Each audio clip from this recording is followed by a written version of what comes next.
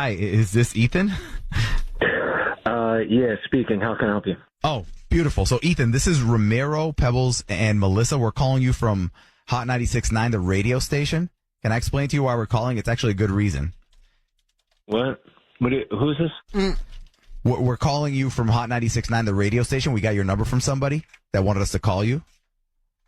Oh, all right. Not quite sure what this is about. You calling about, pricing on solar panels? No, definitely not. No, so we got your number from a girl that you know who would love to ask you out on a date, actually. And we're calling you on her behalf because we're going to tell you her name, but we'll pay for whatever date you choose if you agree to go on a date with this girl. So basically, we'll tell you her name. And if you say yes to a date, if you say no, then no, it's whatever. It's all good. But if you say yes, we'll pay for whatever restaurant you choose, whenever you want to go, like whatever day, the time, all that stuff. The food and the drinks will be free for one date with you and this girl. Oh, free food? Yes, sir. Hell yeah, I like that. How do I get that? Okay, just say yes to a date. Okay, it's with Trina. Remember Trina? Oh, the girl from Seaport? Yes. Nah. I'm sorry. I'm all set. Thank you, though. Well, wait. But hold on. Is it? She explained to us that her cousin asked you a stupid Pinocchio riddle. Is that why? Oh, God, I forgot about that. Her cousin's a f***ing idiot, but no, that's not why. No. So then what happened? Because she said that you guys went to dinner and that you had a good time and that you were planning on going out again for real, just like you two. But that... Yeah. I mean, she was fine and we were supposed to go out, but the day after we hung out, I was looking through her Instagram page. Yeah. And I noticed that she has a tattoo of her sucking some dude's on her arm. Okay, hold on. It's what? Okay. No, seriously, I'm not lying. What? Wait, hang on. She's got a full sleeve tattoo on her arm. And we were hanging out. I didn't see it. You know, I wasn't able to fully examine what was going on. But then I was looking on her Instagram, and I was able to zoom in and one of the tattoos, boom, on her arm, had her face with a in her mouth. Oh, my God. Are you positive? Wait. Jesus. Of course I'm f***ing positive. Okay. So... I mean, I didn't ask her about it, but I mean, if you want to call her and ask her about it, then go for it. Okay, I mean, we don't need to technically call her because she's actually on the phone right now. She can maybe answer. Hey, Trina. Hi. Okay, so according to Ethan, there's a tattoo on your arm of you some dude. Is that true? Oh, God. I f***ing hate my ex-boyfriend so much. That's true. So it is you? True. It is true, but I was young and stupid, okay? My boyfriend at the time got my name on his neck and convinced me to do that. Okay. Wait, he got your name on his neck and you got a picture of you him? That's not the same thing. It's not a trade-off. Right. He was very manipulative. I told you it was stupid. How long ago was this? Oh, God, over 10 years. Oh. You've been walking around like that for 10 years? Why the f*** didn't you get that removed? Well, it's too expensive to do tattoo removal, and I actually have gotten more tattoos since then because it's cheaper. Wait, getting them lasered off. It's on your I will arm? eventually, but I just need to save up some money. Yeah, it's on her arm. Yeah. Hold on. What if you have to go sleeveless? You're spending money on more tattoos? You should be spending money or saving it to get that one removed. What the f*** is wrong with you? Yeah, like when you say it's like on your arm, like is it big? Is it small? Like where is it? It's on my shoulder. Yeah. I normally wear sleeves to cover it up, but it was so hot that day, and I honestly forgot about it. Well, I'm sorry, but that's not something I can forget about, all right? It's something you need to address immediately, all right? And honestly, you should have been full disclosure. Hey, I got a tattoo of me a guy on my arm. Do you still want to hang out with me? You're being really dumb. That's very rude. Oh, hold on. I mean, that's something that maybe you would rather... Well, you know what? Here's the thing. It happened. You gave us your reason for it, which you admit is a silly reason.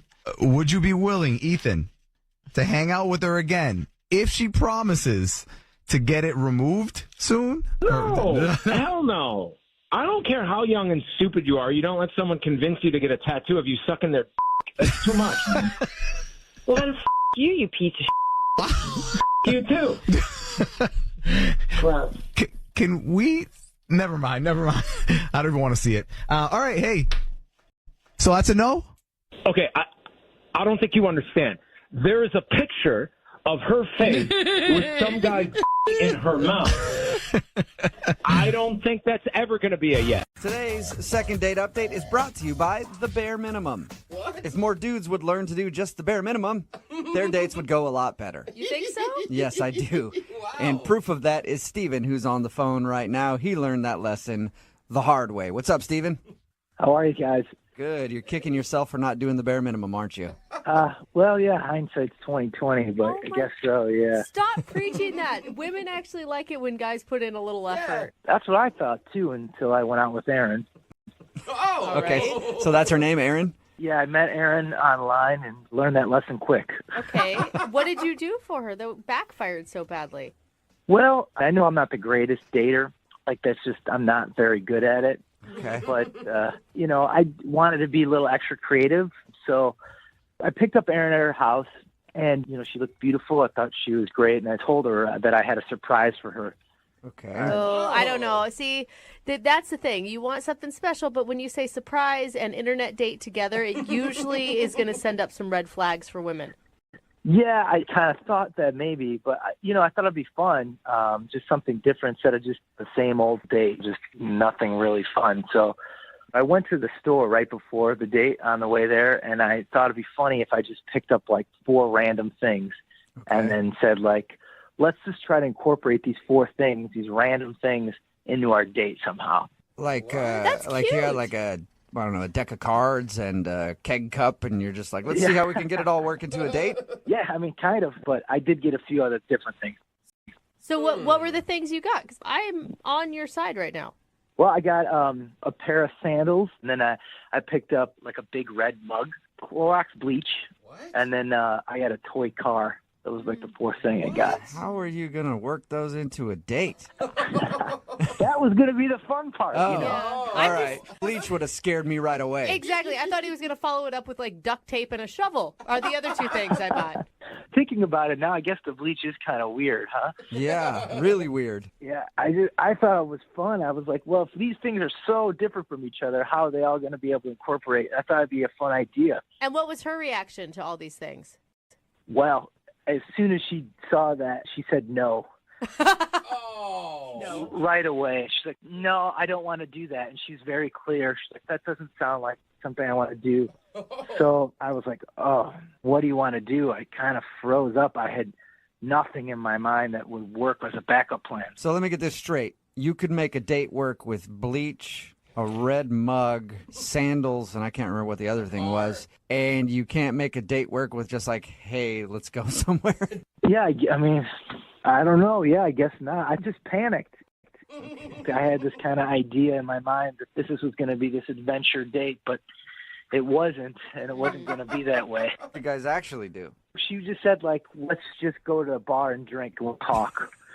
Wow. And that's what I mean, the bare minimum, Yeah. Steven. Yeah, well, I wish I would have went that route anyways, but I didn't. Were you able to recover from the bottle of bleach?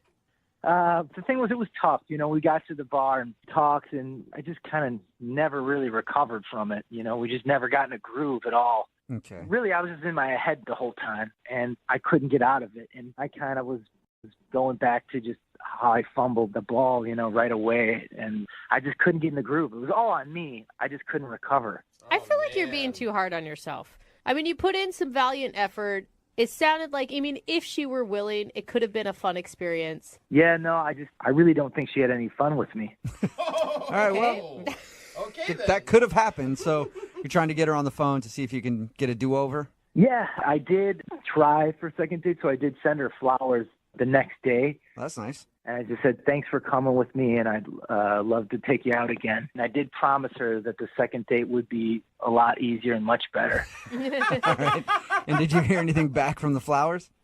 I didn't hear anything for 2 days, and then she did text, and she told me that she was really thankful for the flowers. But it took her 2 days to write you? Yeah, it was like a day. I think the flowers got delivered, and then the next, 2 days after that or a day after that. And then I replied back to her asking if she wanted to go on that second date, and then I haven't heard anything from her since. So, Are you sure you just don't want to chalk this up to a bad experience and find another girl online? I thought about that, but I really think about her quite a bit, and I think she's great. And I think that, honestly, that first date, and it was so awkward and bad right off the door, I'm hoping that maybe the second date would just kind of smooth things over, and I'll be a little bit more confident in making better choices, I guess, making it a lot easier. All right. Well, we'll play a song, come back, call her, and see if we can get you a second date where you can try to do better. All right? Great. That's all I want. Thanks. Yep. Moving 92.5. Brooke and Jubal in the mornings. Second date update. You know what they always say? When life gets you down, you lay there and make excuses until somebody feels bad for you and tries to help you out. Yeah, I heard that. That's The old saying. catchy, too. And Steven is on the phone right now, and he got knocked down by love in the second date update today. He went out with a girl named Erin. He actually had some fun plans to do like a weird date kind of thing. I don't really want to go into the whole recap of it, but he made plans for what he thought was a fun date, and he thought that she had a horrible time. So even after the date, he sent her some flowers, and all he got was a text back saying, thanks for the flowers, and then no response. So he hasn't heard anything from her since. We're about to get her on the phone and see if Steven can get some redemption. Steven, you ready? I am, yeah. Okay, and I don't want you to come out of this, Steven, feeling bad about yourself. Because, if this doesn't work out, you are a thoughtful, caring, seems like very gentle human being. And you should stick with that. Oh, thanks for that. Yeah, but I know I'm not the best dater, and I kind of screw up things a lot. So, All right, I tried to give you some confidence. Well, I'm going to dial her phone number right now. Okay, you ready? yep. All right, here we go.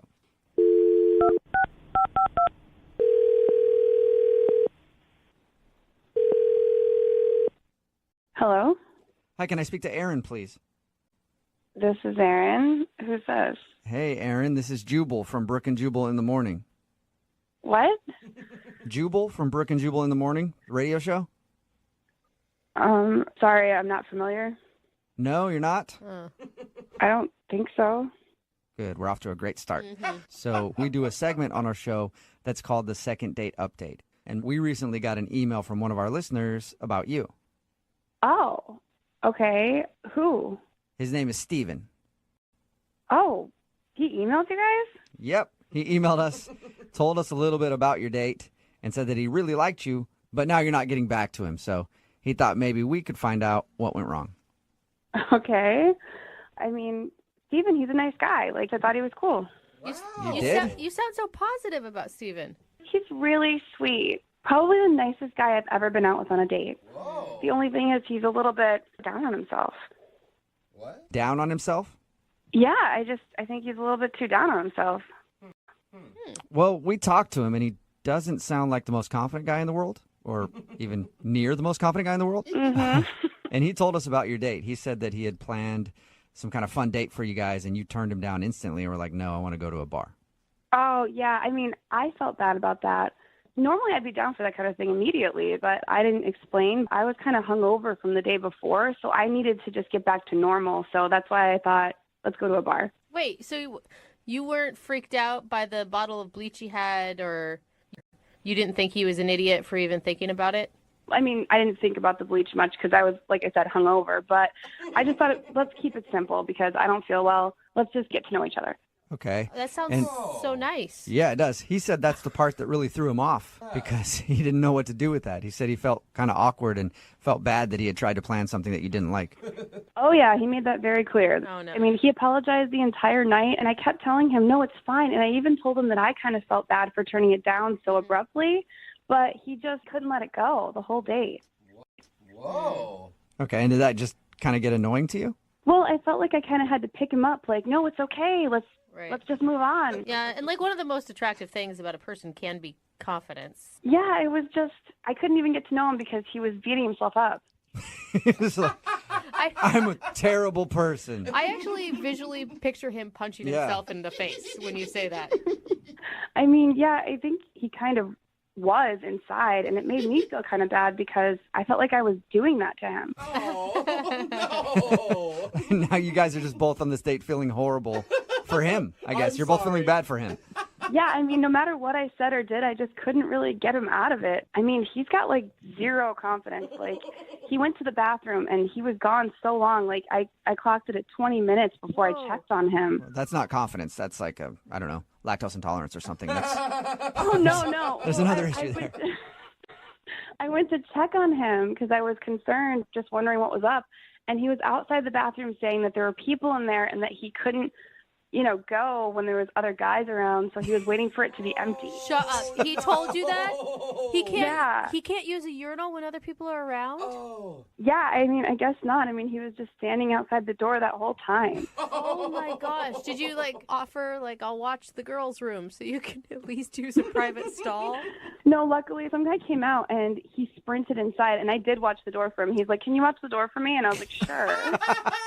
Can you watch my door? I gotta pee real bad. I could see how that might be a little bit of a turn off. Not a little bit. That is a big turnoff. Yeah.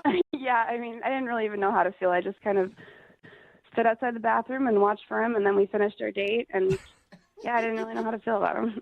All right, well, he knows how to feel about you because he liked you a lot. I mean, that's really sweet. I mean, I liked the idea of him. It's hard to say, though, Okay. Well, I need to let you know, Aaron, Steven is actually on the other line listening to this conversation and wants to talk to you. What? Yeah, Steven, are you there? Yeah, I'm here. Hi, Aaron. Sorry about this. Oh, no. You don't need to apologize, Steven. Yeah, you don't need to apologize, Steven. You don't have to worry about it. No, I should. I do. I really should apologize to you. I shouldn't have called the radio station. Maybe I don't know. Maybe that was the idea. Steven. You were wondering what was going on. I get it. Well, I do want to apologize. I'm sorry about it. Steven, what are you doing? Stop apologizing. Steven, I felt bad that I turned down your idea, for incorporating objects into our date or whatever. Like, I would normally be down for that. Like, I just want to be clear. I felt bad. So you don't have to feel bad. No, I'm sorry about it. I shouldn't have probably done that right away. No, you don't have to apologize. You don't have to. It's okay. Well, I don't know. I just feel bad that I'm making you feel bad about, me feeling bad. So it's I'm sorry about Steven. that. The lack of confidence is kind of endearing to me now, Aaron. I don't know. I mean, you just have to stop apologizing. You're okay. We'll move on from here. Steven, Aaron is telling you not to worry about it. Do you hear her saying that? Yeah, I heard her. No, and I appreciate that. But, I know the truth, and it's probably more on some of the things that I've done. So You don't know the truth. That's the thing. Everything about you sounds really great and attractive and something that Aaron would want, except for this piece of you that seems to overshadow everything else. Like when you were talking about skiing and you made a joke about the bunny hills and I cracked up. Do you remember that? I mean, you were really funny and charming. Oh, thanks. Yeah. I mean, I'm just not very good at skiing, so it's funny to I don't know. Somehow I have a feeling, Steven, that you wouldn't think you were very good at skiing. Anything. But you thought that was funny? Yeah, of course. I thought maybe you were just being nice. Of course. No, honestly, I mean, you're really funny. You just need to work on your confidence a little bit, and you'd be sexy even. Wow, that's very nice of you to say. Thank you. There you go, Steven. Look at that. Aaron thinks you could be sexy. Someone should put a little pep in their step. Aaron, would you like to go out with Steven on a second date? We will pay for it. I mean, I was just trying to get his spirits up. I mean, I don't know if I'm ready to take that step yet. Come on. Yeah, I kind of figured that was probably what you were thinking, so I don't blame you. Steven, I wasn't just trying to be nice. I just don't know if you can stop beating yourself up. I don't know if you can stop. If you can stop this and just be with me. I mean, I'd love to On a take you date? on a second date, Aaron. I really would. And if you would, I'll work on my confidence, I guess. But I can't guarantee anything. Steven, try it again. Try that again. Yes. And then say that you guarantee it. I want to see if you can do it. All right. I do it. All right, cool. Okay. Well, I really would love to take you on a second date, Aaron. And, you know, I'm going to work on my confidence. So, you know what? I guarantee it. Whoa, there you go, Aaron. That's a Steven guarantee. That's as good as gold. It's almost like a pitch man now. And you know what? We're probably going to have the time of our lives. Probably. Oh my God, you're so Come on, Aaron. adorable right now. Aaron, just give him one more shot. You cannot say no to that. All right, yeah, I'll give you a shot, but don't put too much pressure on it, okay? Just be No, you. I'm gonna Just play be cool. confident. Yeah. I'm going to play totally cool. You sounds like you're a master of that, Steven, so good luck, man. All right, looking forward to it. I can't wait. Steven's so excited. When you go out on a first date, you learn a lot about the other person, their likes and dislikes, what TV shows they might like, and people are very passionate about their TV. Like, I know for me, if you disrespect New Girl, I will gut you like a fish. Because you're just so adorable. I will come across the table. I've actually choked someone out at a restaurant before because they disrespected New Girl. And it wasn't even the person I was out with. It was somebody 3 tables down. I heard them say they didn't like it. Anyway, that's the reason that Sherman, who's on the phone today to do a second date update, thinks that his date ditched him in the middle of their date. What? Because he disrespected her TV show. Oh. Isn't that right, Sherman? That's the only thing I can think of. Did she throw her drink in your face as she stormed out of the restaurant? No, none of that. I went to the bathroom, and then I came back, and she was gone, and she left a pile of money at my seat to pay for the meal. So you got ditched in the middle of your date. Your email said the only thing you could think of was an argument about TV. What happened before she ditched you? I mean, we're talking about TV shows and shows we liked and stuff, and she brought up Real Housewives. Okay. And I kind of chuckled at that, and I kind of made fun of her for a little bit, but I was just joking. How bad did you make fun of her? Well, I mean, when she said I watched Real Housewives, I was like, you really watch that trash? And that's kind of, I don't think she liked it, but I was joking. Did she laugh about that, or did she seem legitimately pissed off at you? I feel like she was more upset than she was happy about it. And how long after you made that comment did she ditch you in the middle of your date? I'd say we talked for another 5-10 minutes, and then I had to go make a restroom break. Okay, so let's back up just a little bit. Up until the TV discussion, you're saying everything was fine on your date? Everything seemed cool, yeah. We met at the restaurant, got our appetizers. We had some small conversations, just talking about likes and dislikes and stuff. I thought it was going fine. You'd never met this girl before. This is like a blind date or someone you met online? Yeah, it was a blind date situation. Her friend is my neighbor, and I was just talking to my neighbor one day about how, I'm single and, ready to mingle and stuff. And then he was like, you should meet my friend. And then she seemed down to meet up, so we met up, and I thought it was going great. Until you dropped the hammer on her about Real Housewives.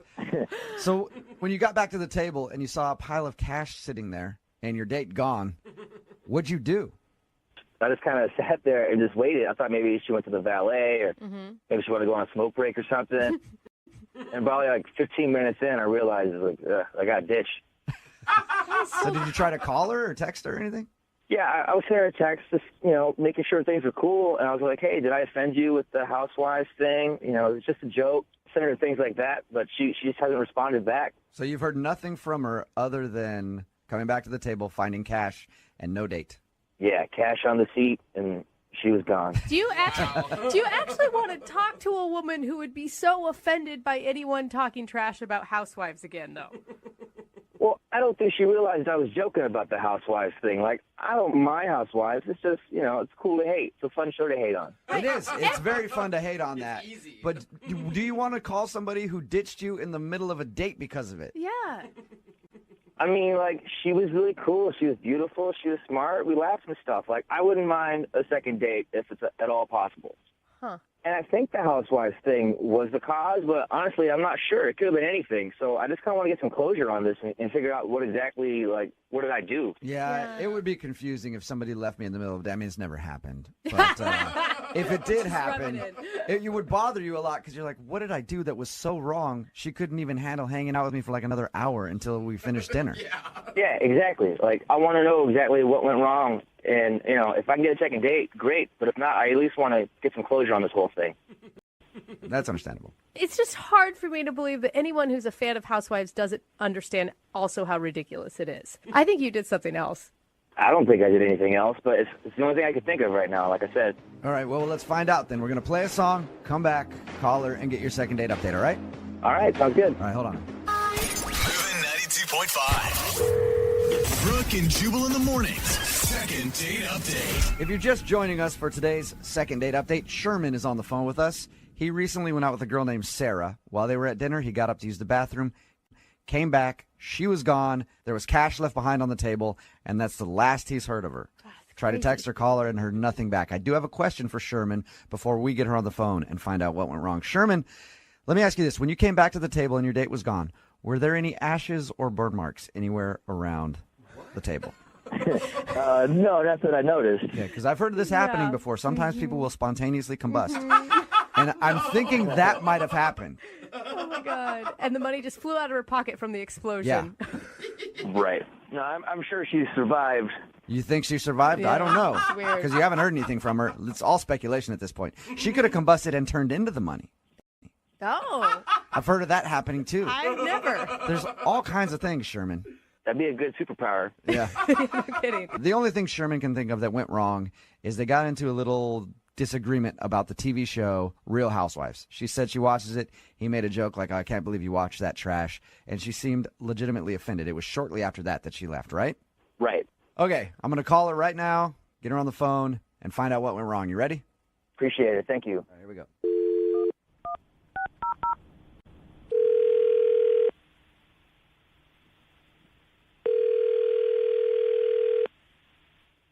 Hello? Hi, is Sarah there? Speaking. Hey, Sarah, how are you? This is Jubal from Brooke and Jubal in the Morning. Sorry, who?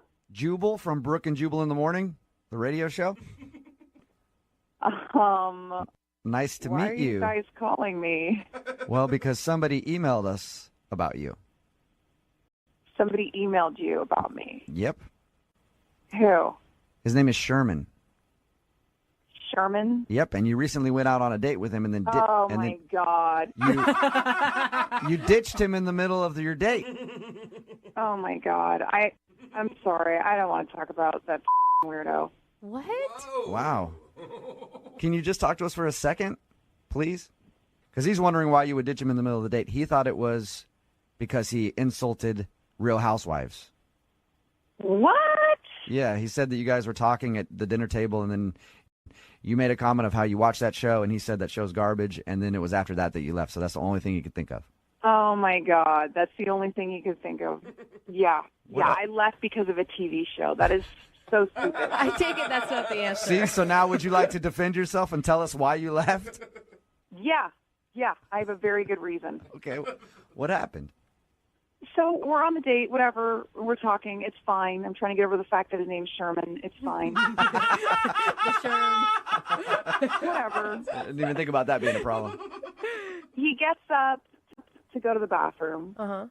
I'm sitting there, and this girl leans over next to us, and she's like, I'm so sorry to interrupt you. I know this is going to sound really weird, but I know that guy, and you can't date him. And I'm like, oh, okay. And what? She's like, his name's Sherman.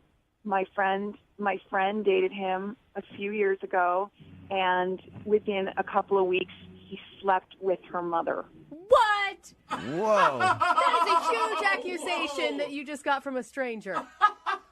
I know. I'm like, okay, what do I do with this? And I was totally grossed out. I wanted to throw up, and I was like, if it was enough for this woman to interrupt our date and, like, pull me aside, then, she's looking out for me. Yeah. And to be honest, like, it kind of fit. Like, when I was looking at this guy, I'm like, yeah, he probably is a motherfucker. Sarah, let me ask you this. Though. Do you think that girl could have been like an ex-girlfriend who's just kind of hating on him? Yeah. Well, I mean, I thought that at first, but it's just her tone and everything. Like, it just, why would she say that? It was all too weird, and I had to just get out of there. Have you left in the middle of a date before? No, I've never had this happen to me before. I mean, it's not like the guy was dangerous or anything. He just has a crazy ex story. It made me nauseous. Yeah. Like, I just pictured him like knocking boots with my mom, and I wanted to barf. That's what I was going to say. At that point, Sarah, you got to think about your mom. It's not even about you. You got to get out of there. Otherwise, even your grandma. Yeah, who knows what this guy's going to be up to. And he was weird. He was weird when I talked about how I like housewives, and now I understand why. All right. Hey, Sarah? Oh, my God. Yes. Thank you for sharing. I appreciate that. Yeah, you're welcome. I do also have to tell you that Sherman is actually listening on the other line, though. What the Yep. Sherm, you there? It's not as black and white as that, you know? It's not as simple as just, sleeping with somebody and their mom. It's not It's not as black and white as that. Oh, my God. You slept with their mom? Like, that really happened? There are a lot of things happening that go into this story that make this story complete. So it's true. You only have certain bits and pieces of it. Okay, so it's true. Can we hear the rest of it then? No, I mean that's all one side of the story. It's not as black and white as that, and that's the thing with that. Like, I can't just so we need to hear that and be known as just one thing. Yeah, but we should hear the other side of the story then, don't you think? Don't you want to defend yourself? I don't think you're going to hear it right now because I feel like you're just going to turn it against me right now. No, You're gonna make fun of me on the radio. I think what you did is a great Oh thing. my gosh. No, you do not. Sherman, that is so gross. I don't know what the big deal is. Like, people get into relationships all the time. They get all messy. I've been cheated on before. I'm sure Sarah's been cheated on before. It happens. It's part of life. Everyone just needs to get on with their lives like I'm trying to do. I've been cheated on before, but nobody had sex with my mom. Yeah. It's the difference. That's the point. I'm sure someone's had sex with your mom. Well, I know someone has. My dad has. Maybe somebody else. I've never asked her about her history that much, but I'm saying nobody's ever cheated on me with one of my parents. How did it happen, Sherman? I don't want to talk about this. This is all in the past. Why are we bringing up past bullshit, all right? I'm trying to move forward. I'm trying to get to a second date with a new relationship with new people. I get it, Sherman. I get it. Bringing back old stuff all the time. If you're not going to comment on it, Sherman, then Sarah, would you like to comment? Aren't you curious? Yeah, I think he's a nasty perv, and it all lines up. He was wearing that icky cardigan on our date. And That's the one thing I know. Dudes that wear cardigans, they always hump moms. Hey, that is a red flag right there. Yeah, he looks like Mr. Rogers. He's a pervert. I'm not a pervert. There was no children involved in this. Except for the daughter of the mother. Yeah. Yeah, adults. This isn't like children. This isn't like underage people. Sherman. Everything was legal. Everything was consensual. Now you're just trying to make me look bad. This is what I said. This isn't what I wanted to be happening right now. All right, well, let me get this wrapped up for you then, Sherman. Sarah, would you like to go out on a second date with Sherman? We'll pay for it. Are you f***ing kidding me? I'm not sleeping with some dude that slept with his girlfriend's mom. Sherman, thanks for your time, man. I promise we're not laughing at you. We just want to know how it happened. That's all. Jubal, ask me again. Your mom. And if you tell me how you did that girl's mom, I will let you my mom. That's how bad I want to know. What is wrong with you? A lot of times we do second date updates to find out what couples have been up to since they agreed to go out again. But rarely, actually never, have we ever done one with a pair who said they had no interest in seeing each other for a second time. Oh, that's true. Because it's hard to do an update on something that never happened. Yeah, exactly. So that is until today. We could not believe we got an email from one particular couple. We'll play the audio for you and then get the brand new update from them right afterwards in your second date update right now. Moving 92.5. Brooke and Jubal's second date update. Every guy knows this feeling. Walking through the mall, just looking around, doing some shopping, grooving out to the music.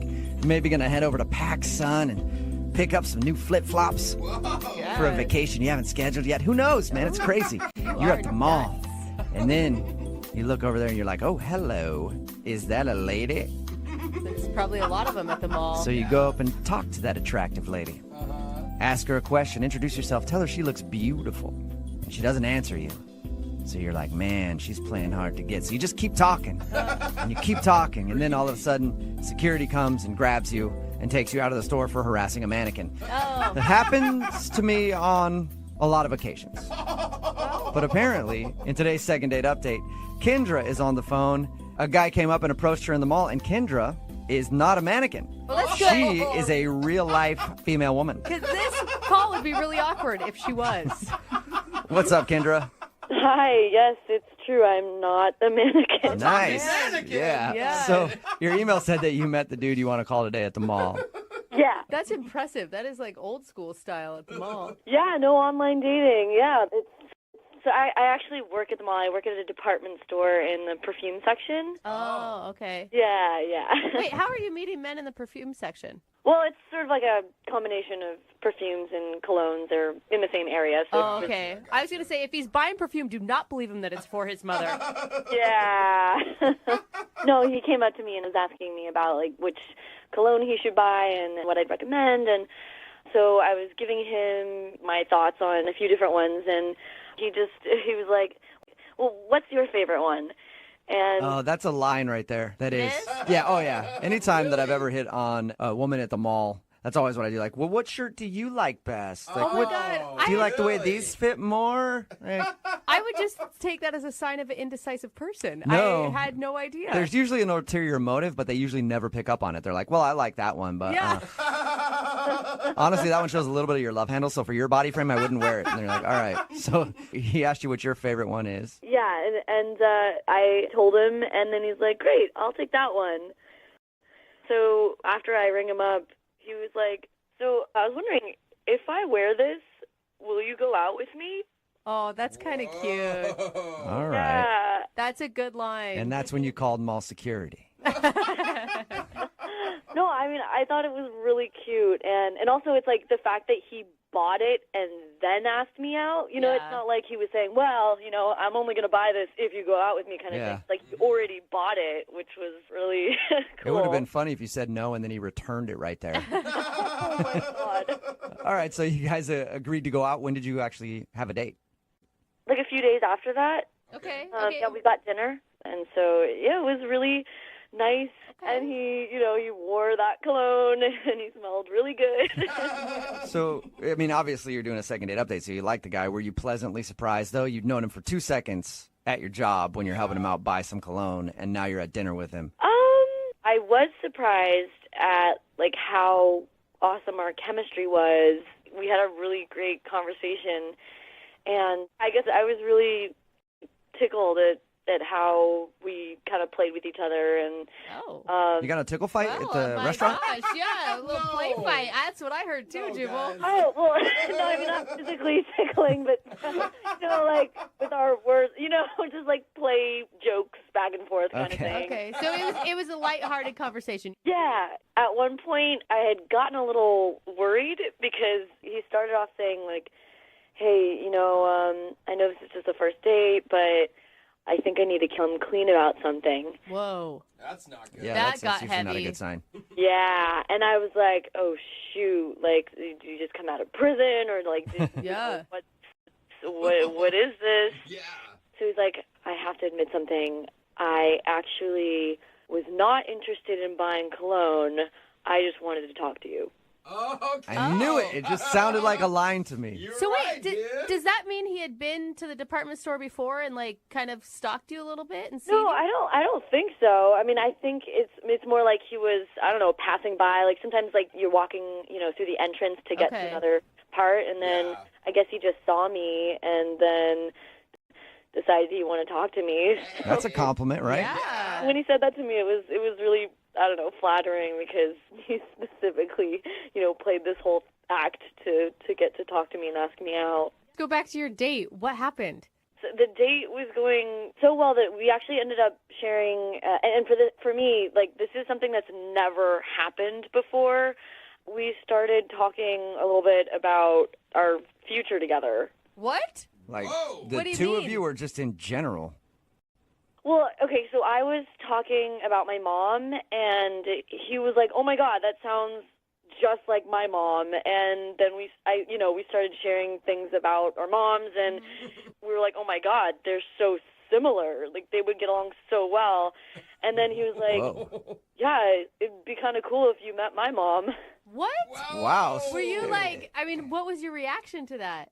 Well, to be honest, it didn't feel weird. It actually felt natural. Like, it just felt comfortable between the two of us. That's the one thing that I could think of, was like maybe he got spooked because we were already talking about a future, and he already mentioned like meeting his mom. But the thing is, I didn't bring that up. You know what I mean? Like, that was his thing. He's the one who brought it up. So he scared himself. Yeah.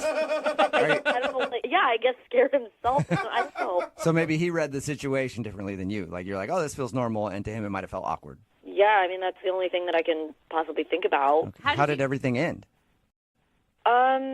He walked me back to my car, and like he just kind of stood there, and I thought he was gonna kiss me. So, I was trying to be open, ready to receive, but then How does that happen? You just stand there with like your legs and your arms open, Yeah. like kind of like a gingerbread man. Like, in case this happens, I want you to know my body language. I'm wide open for it. You sometimes have to be that direct with men. No, I mean, like, I was just, ready for him to make a move, but then he just gave me a really big hug. And then he said, call me. I don't think that's bad, though. I mean, some guys, either maybe he missed his moment, he felt like, or he doesn't kiss on the first date. Not all guys do. Well, I mean, that's what I was thinking at first, but it's been 2 weeks now, and he hasn't responded to any of my texts. I really want this to work out for you. Yeah. Okay, well, we'll play a song, come back, call him, and get your second date update, all right? Okay. Moving 92.5. Brooke and Jubal in the mornings. Second date update. If you're just joining us for today's second date update, Kendra is on the phone, and today she wants to call a guy named Ryan, who is not calling her back. And she really liked Ryan, mostly because they have the same mom. No, that is Yeah, not true. that's what she said. No, They have the same mom, That's and not so what she she said. really liked him, and they bonded. They went out to dinner and bonded at dinner, talking about their mothers, because she was like, my mom's like this, she's a crazy lady. And he was like, my mom's exactly the same way, she's a crazy lady too. We should totally have our moms meet. And I guess they had a really in-depth conversation about their families and future and all that stuff. But that's the reason she thinks she might not be getting a call back from Ryan, is because maybe he took it the other way and it seemed like a little too much too soon on their first date. Kendra, are you ready to call your kind of brother?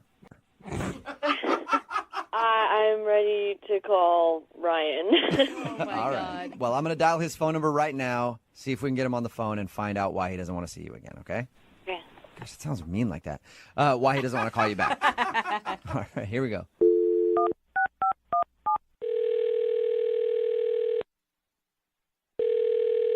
Hello? Hi, can I speak to Ryan, please? This is him. Hey, what's up, Ryan? How are you? This is Jubal from Brooke and Jubal in the Morning. It's a radio show? Okay. I don't think I entered to win anything. Is this what this is about? You didn't enter to win anything, no. We do a segment on our show called the Second Date Update. Have you ever heard of that before? No, I haven't. All right. It's where if you go out on a date with somebody and then end up not calling them back after, they email us to see if we can get you on the phone and find out why. That's kind of strange, but... Yeah, and the girl that emailed us about you is named Kendra. Oh. She emailed you? Yeah, she emailed us because she said that she had a really good time with you, but you haven't responded to anything. So she asked us to get you on the phone and see if we could figure out why you don't want to go out with her again. Yeah, I don't really want to talk about it. Wait, so there's a reason? Well, yeah, there's a reason. I mean, I'm not just some kind of ass who blows people off for no reason. Like, if I'd liked her, I would have called her back. Yeah, and that's why she's confused, because she thought you liked her. Oh, I'm sorry. That just wasn't the case. What? I thought What's you that? liked her. I mean, the way she described it, it sounds like you were super into her. I mean, I thought I liked her at the start, but by the end of the date, I was definitely questioning that. Wow. So what changed then? I really don't want to talk about it. Isn't this enough? Haven't I told you enough? No, actually, you just have actually piqued our interest more, because you said there's a problem, but now we don't know what it is. See, here's the thing. She wants to know. She's been racking her brain. She's been thinking about you nonstop. I really... She sounds like a really nice person. Can you at least just do her the favor? If she really wants to know, you can just tell her that it was when we started talking about our families. She'll know what that means. Honestly, I don't think she will, because when we talked to her, she said that when you guys started talking about your moms and your families, that was when you both perked up and thought everything was even better. No, that's when things really took a turn. That was not. She said that you were like, our moms should meet. Yeah, at that point I thought everything was going really well, but then she got a little rude about the family thing. She did a little too far. She like rip on your mom? No. Basically, we were talking about family, and we got talking about the holidays, and she sort of made a joke. She said, well, if things work out between us, you're going to spend the holidays at my place. Oh. And so I tried to joke back, basically saying, oh, well, next year we'll spend it at my place. That like an every other year sort of thing. Yeah, that's actually kind of cute, right? Yeah, it was sort of a cutesy little joke, but all of a sudden she got really serious about it. Whoa. What do you mean she got serious about it? Well, she refused to even acknowledge this joke and was like, well, no, we're spending it at my place every year or nothing at all. And then I was like, no, we can switch off every other year. That's the normal way to do things. So now you're having an argument that people usually have, I don't know, a couple years into a relationship on a first date. Exactly. I mean, she got so defensive about it. She was like, I have a huge family and I never miss Christmas. And so you're going to have to compromise and come to my Christmas every single year. Oh, that's not a compromise. But I kind of get her. Like, one of the reasons I loved my husband and knew it would work out is because his family does solstice. They don't even do Christmas. So I'm like, I own it. Yeah. Well, unfortunately, my family doesn't do a solstice or anything. So I would be missing my family's Christmas to go to her family every year. It was unreasonable. I mean, you don't think that there's maybe a way you could come to a conclusion later on down the road? No, not at all. There's no reasoning with Kendra. Whoa! There's no reasoning with her. She's basically squatting on Christmas and saying, this is my day. It's not yours. It's mine for the rest of time. It was absurd. Taking away Christmas. Oh my God, you guys are kind of cute still together to me. Is that bad? Hey, Ryan, I want to let you know that Kendra is actually on the phone listening right now and wants to talk to you. No, she's not. Yes, she is. Kendra, say hi if you're still there. Hi, Ryan. Wow. Oh, my God. Yeah. So what, this whole thing was a setup? Kind of, yeah. Look, Ryan, I told you that Christmas is really important to me. Okay? Yeah, I remember you saying that, and I just thought it was ridiculous. Well, okay. Well, if it's ridiculous, that means that Christmas is not important to you, which means you can spend it at my place. Oh, that's a pretty good point. No, of course Christmas is important to me. That was not even what you were saying on this date, though. You were saying that Christmas was more important to you than it would ever be to me, basically. No, I never said that. I never said that. You're putting words in my mouth. No, that is essentially what you were saying to me, Kendra. No, I told you, I have a big family. I have never missed Christmas once in my life, okay? And this is the only time I get to see some of my relatives, and just because I start dating someone, that doesn't mean that, like, suddenly I'm going to start missing Christmas. You guys have been on one date. What are you doing? You think I don't have a family, too? No, I know you have a family. We Christmas with talked my about family. this. Your family can come to my place and spend Christmas with my family, but it's going to be at my house. You already know my family lives far away. It's not even easy for them to get together for Christmas with my own family, let alone your family. Okay, well, you know what? Like, I mean, some of them are already coming from different parts of the country, so they might as well just come over here and all be together. And That's like, absurd. Oh my God, what is happening right no, now? it's not absurd. I'm telling you, your family can come to my place. It'll be great. But, like, that's it. Like, we can compromise in that you'll get to see your family, you'll get to have Christmas, but it's going to be at my place. You're being so selfish. It's no wonder that you don't have a boyfriend, okay? Oh, wow. Well, look who's talking, mister. I don't have a girlfriend yet. That's true. You got some common ground there. You guys are both single, at least. I will say, Kendra, I mean, isn't there like a way, like maybe you guys could do Christmas Eve at his place, Christmas morning at your place? There is no compromising on this. I get all of Christmas, including Christmas Eve and Christmas morning and afternoon. You get all the other holidays, like all of them. I don't care, but I have Christmas. Oh, what? I get Arbor Day? What, Flag Day? Like, no one even celebrates those holidays. I mean, Fucking like, ridiculous. you could do those days if you wanted to, but I mean, like, 4th of July, come on, like, fireworks and, Christmas you know, is the like, only important holiday out of those. well, fine, but Christmas is the only important one to me. So you get an important one, I get an important one. Do you guys realize that this is all a hypothetical conversation because you've only been on one date? It's not hypothetical. This is real. Yeah, I mean, I promise you, if you just one Christmas just try it out and come to my place, you will understand what I'm talking about. You're going to love it. I mean, your family will love it because it's amazing. It's like, I can't even describe. You'll just fall in love with it, and then you won't even want to have Christmas any other place. Yeah, that's exactly what you do, isn't it? What do you mean? That's exactly what you want. You reel me in for one Christmas, and then I'm stuck there for the rest of my damn life. No, no, I'm not reeling. Okay, I'm reeling you into the first one. I don't care how good the presents are. I don't care how good decide the on Christmas your cookies own are. all the other Christmas. You would want to come to my place. You guys have to go out again. Yeah. I mean, you are dating. You're dating already. You realize that, right? I think you guys are married. Actually, you don't know it, but you've only been on one date. Ryan, would you like to go out on one more date with Kendra? You guys can have a discussion about this in private if you want. We will pay for a second date. Will you go out with Kendra again? Please. It doesn't even sound like Kendra wants to go out with me. No, I mean, I like you. I think you're great. We have this disagreement. And if we could just work this one issue out, then I think this relationship could possibly work. Okay, so she is open to going out with you again, Ryan. Would you do it? We will pay for a second date. I would consider it, and I will try to look past all the mean things she's just said. Only if she will consider spending Christmas one time at my family's place. Oh, that's a good All deal, right. Kendra. Just once, man. Absolutely not. Never happening. Are you serious? Okay, That's a so pretty good deal. Really, though? so is- Kendra. that's a no, Kendra. You don't want to go out with Ryan again because he wants to spend maybe one Christmas with his family. That is a capital N, capital O. Dude, but what if you fell in love with him and you guys started having your own Christmases at some point No, together? no. I will always be spending Christmas with my family.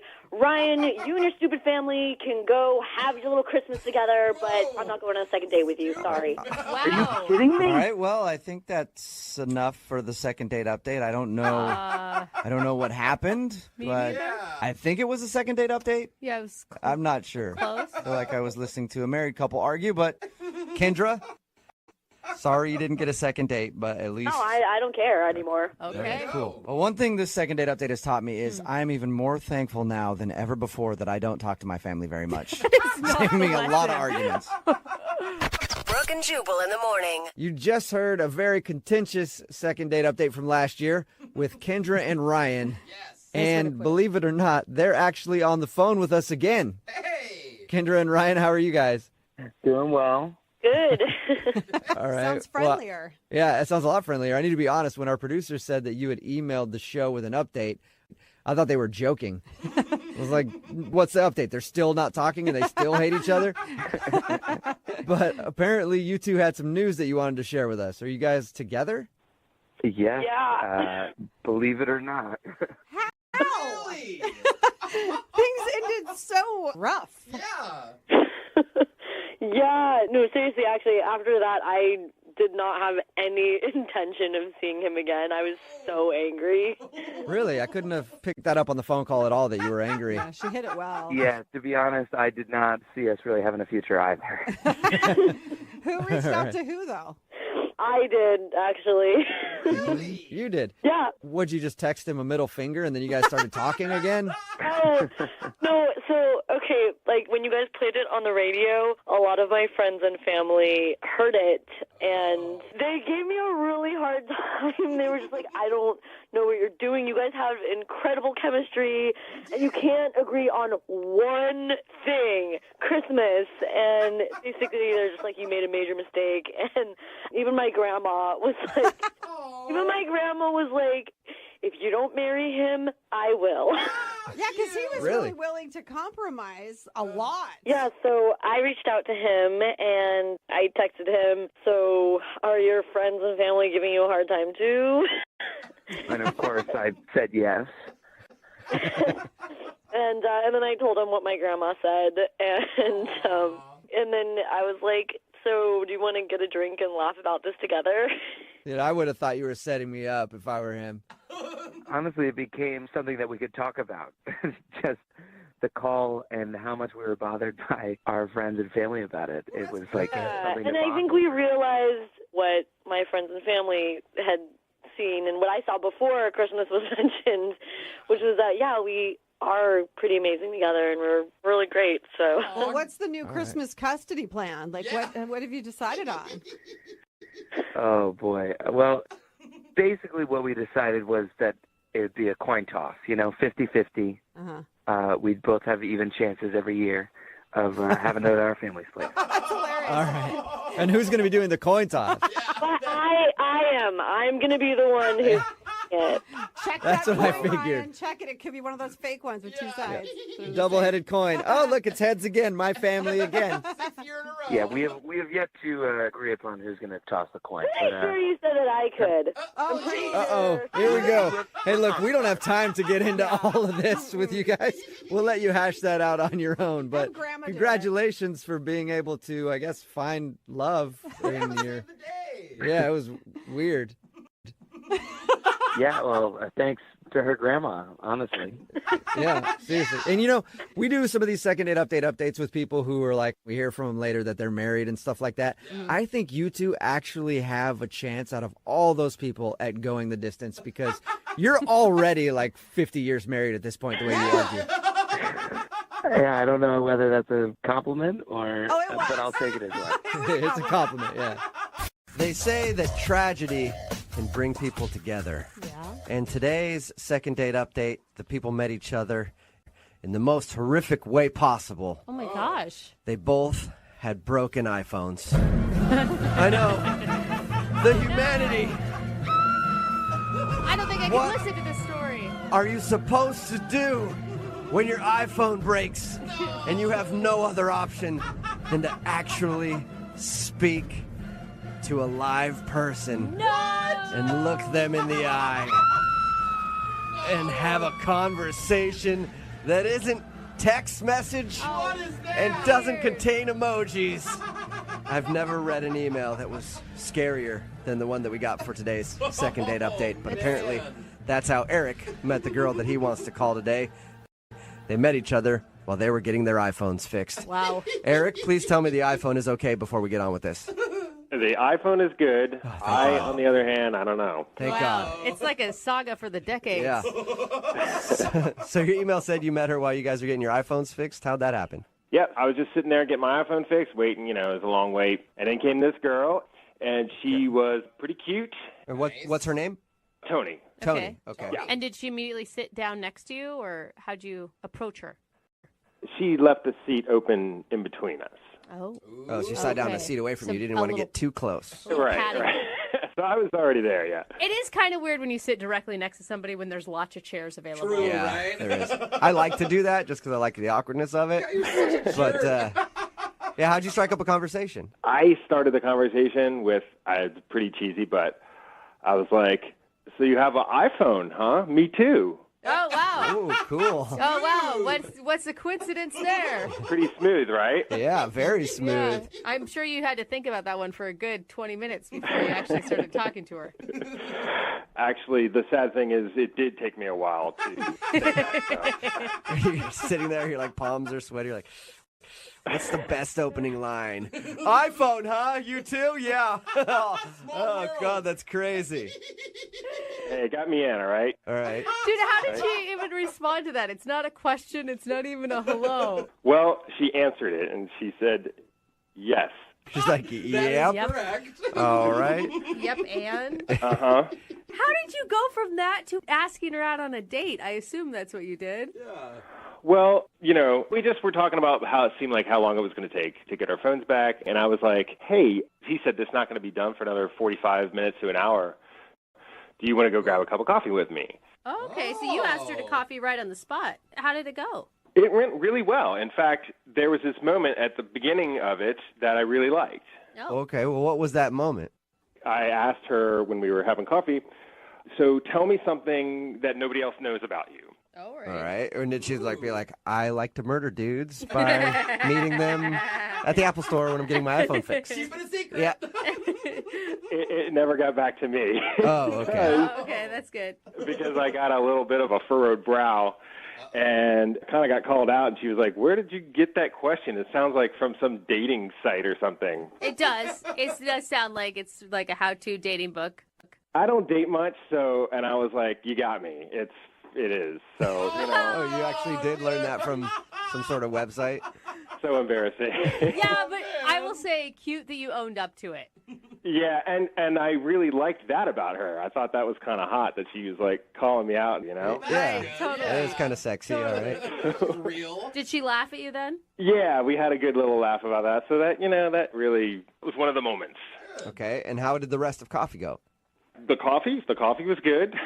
No, I don't care about the actual quality of the coffee. I want to know how the conversation went with her. What was the phone ratio? Yeah, it went really well. Everything, like I said, that was a good moment. And then we just kind of talked and shared some stuff. And before I knew it, an hour was up, and I was like, oh, I guess we should probably go back. She was like, yeah. So we walked back over. And both of our iPhones were fixed at that point. Which is awesome because it's like the perfect setup for getting her phone number, right? Exactly, because if mine had been done, it would have been like, should I stick around? Yeah, I'll wait until your phone is finished, I guess. So did you get her number, or were you smooth and were like, all right, sweet, that was really fun coffee, and took off? So I gave her my number, Uh-huh. and then she texted me. So I was like, all right, cool. Yeah, that's a big deal. Right? That's a good sign, right? It's a totally good sign because you can take as many numbers as you want, but I'm not texting anybody back. So did you guys go out on another date, or was this your only time hanging out? That was our date. Okay. That was it. So I don't know what happened. So did you ask her out and she just not respond to you? Yeah, I sent her a few texts, just try to see if we could get something together, and I got nothing back. So I don't know. Maybe she's old school. Maybe she wanted a phone call.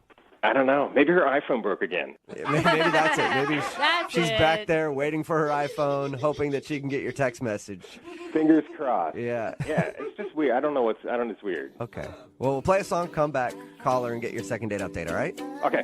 All right, man. Hang on. I don't want to know. Moving 92.5. Brooke and Jubal in the mornings. Second date update. Right in the middle of a second date update, and if you're just joining us, Eric is on the phone, and today he wants to call a girl named Tony. They actually met while they were getting their iPhones fixed, and to kill time, they went and grabbed coffee. Mm-hmm. He says that they had a great time, and she was flirty, and they laughed a lot and had fun, but now she's not calling him back. I actually think I may know the reason, Eric. Oh? Yeah. Do tell. What model of iPhone do you currently have? 5. That's what it is. You don't have the latest generation. What? You don't have the latest generation phone, dude. I had a buddy who has the 4. Really close personal friend of mine. Had to cut him out of my life. She probably saw that you have a 5 and was like, I'm never talking to this dude again. That doesn't sound like Tony. No, trust me. If she's an iPhone user, she's a bit of a snob. We all are. Well, if she was that much of a snob, she would have just bought a new one instead of getting hers fixed. That's true. You All know? right, so maybe there is still hope for you, Yeah. Eric. I hope so. All right. Well, I'm going to dial her phone number and see if we can get her on the phone and get your second date update, okay? Okay. You all right? Yeah. What's going on? Are you holding your breath? I'm just nervous. Okay. All right. He's going to throw up. Well, here we go.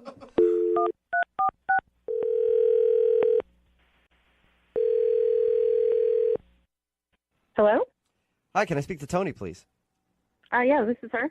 Hey, Tony. My name is Samson. I'm calling from the Apple Store, just checking in on your iPhone. Yeah, everything's fine. You were in here getting it fixed the other day. Did we do a good job for you? Yeah, it's working perfectly now. Wonderful. Gosh. I'm going to send you a few pics on it, and I want you to look at those and see if those go through okay, just to test it out, if that's all right. What's going on here? Oh, this is actually Jubal from Brooke and Jubal in the morning. How are you? Fine. Who? She's like, Jubal that didn't from make it more. Brooke and Jubal in the morning? Why am I hearing so many people on the phone here? That's because this is a morning radio show. Hi, Tony. Hi. Have you ever heard of the show, Brooke and Jubal in the Morning? No. No. Okay. Well, we are a radio show, and we recently got an email about you from a dude that you met while you were getting your iPhone fixed. Oh. Do you know what dude we're talking about? Yeah. I haven't been meeting a lot of dudes while getting my iPhone fixed, so you must be talking about Eric. Yes, we were talking about Eric. So Eric told us how he met you, and he said that you guys went to coffee and had a really good time, and he wants to take you out on a regular date, but you're not calling him back. Mm-hmm. Is there a reason? I just wasn't that into it. But you could understand why he'd be confused with that because you exchanged numbers with him at the end. Yeah, I know. I probably shouldn't have given him my number. Did you do that just to be nice? I mean, I was kind of taken off guard, honestly. Okay. So it sounds like you don't like Eric. I thought he seemed like a nice guy, but I guess I was wrong. Why? Yeah. He sounded like a nice dude when we talked to him.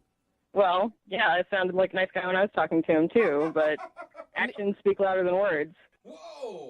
What do you mean? You said actions speak louder than words. What were the actions that make you think that he's not a good person or whatever? Well, did he tell you what happened when we met? He said that you guys were both sitting there waiting for your iPhones to get fixed and then decided to go get some coffee. And according to him, it was very flirty and you guys had a fun time. That's it? That's it. So he didn't tell you about the end of our date? He just told us at the end of everything, you guys got your phones back and exchanged numbers. And then that's where he left it. Well, when we were leaving the coffee shop, he grabbed like 20 packets of sugar off the table and shoved them in his pocket before he walked out the door. What? Whoa. He grabbed sugar packets? Yeah, like a huge handful of sugar packets. And he was looking around like all suspicious, making sure nobody saw him do it. And it totally caught me off guard. Did you ask him why? Was he trying to be funny or something? No, I didn't have to ask him why. He's obviously a thief. Wait, and and sugar is his thing to steal? Sweet tooth. Well, from the coffee shop at least. Who knows what else he steals from anywhere else? Okay, so you're mad at him for taking the sugar packets? Yeah, it just says something about what kind of person he is. I just think he's a despicable person. Okay, I can appreciate a person who actually sees a red flag, but maybe there's like a logical explanation. The only explanation at all is that he stole from that coffee shop. The sugar packets, though. I don't care what they were. Would it be any different if he stole the silverware off the table at a restaurant? I don't mean, I guess I see your point, but... How could you think that's not a big deal to steal from a restaurant, from any business? Okay. I just wanted to make sure that there wasn't another issue, too.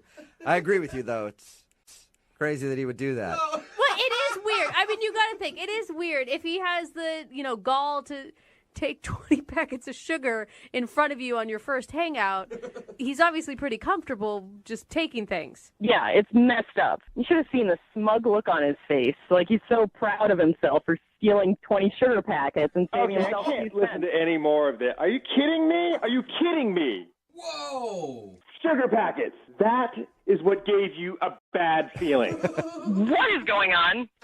Oh, that's Eric. He's actually on the other line listening. What? And wants to talk to you, but he couldn't wait until I told you that.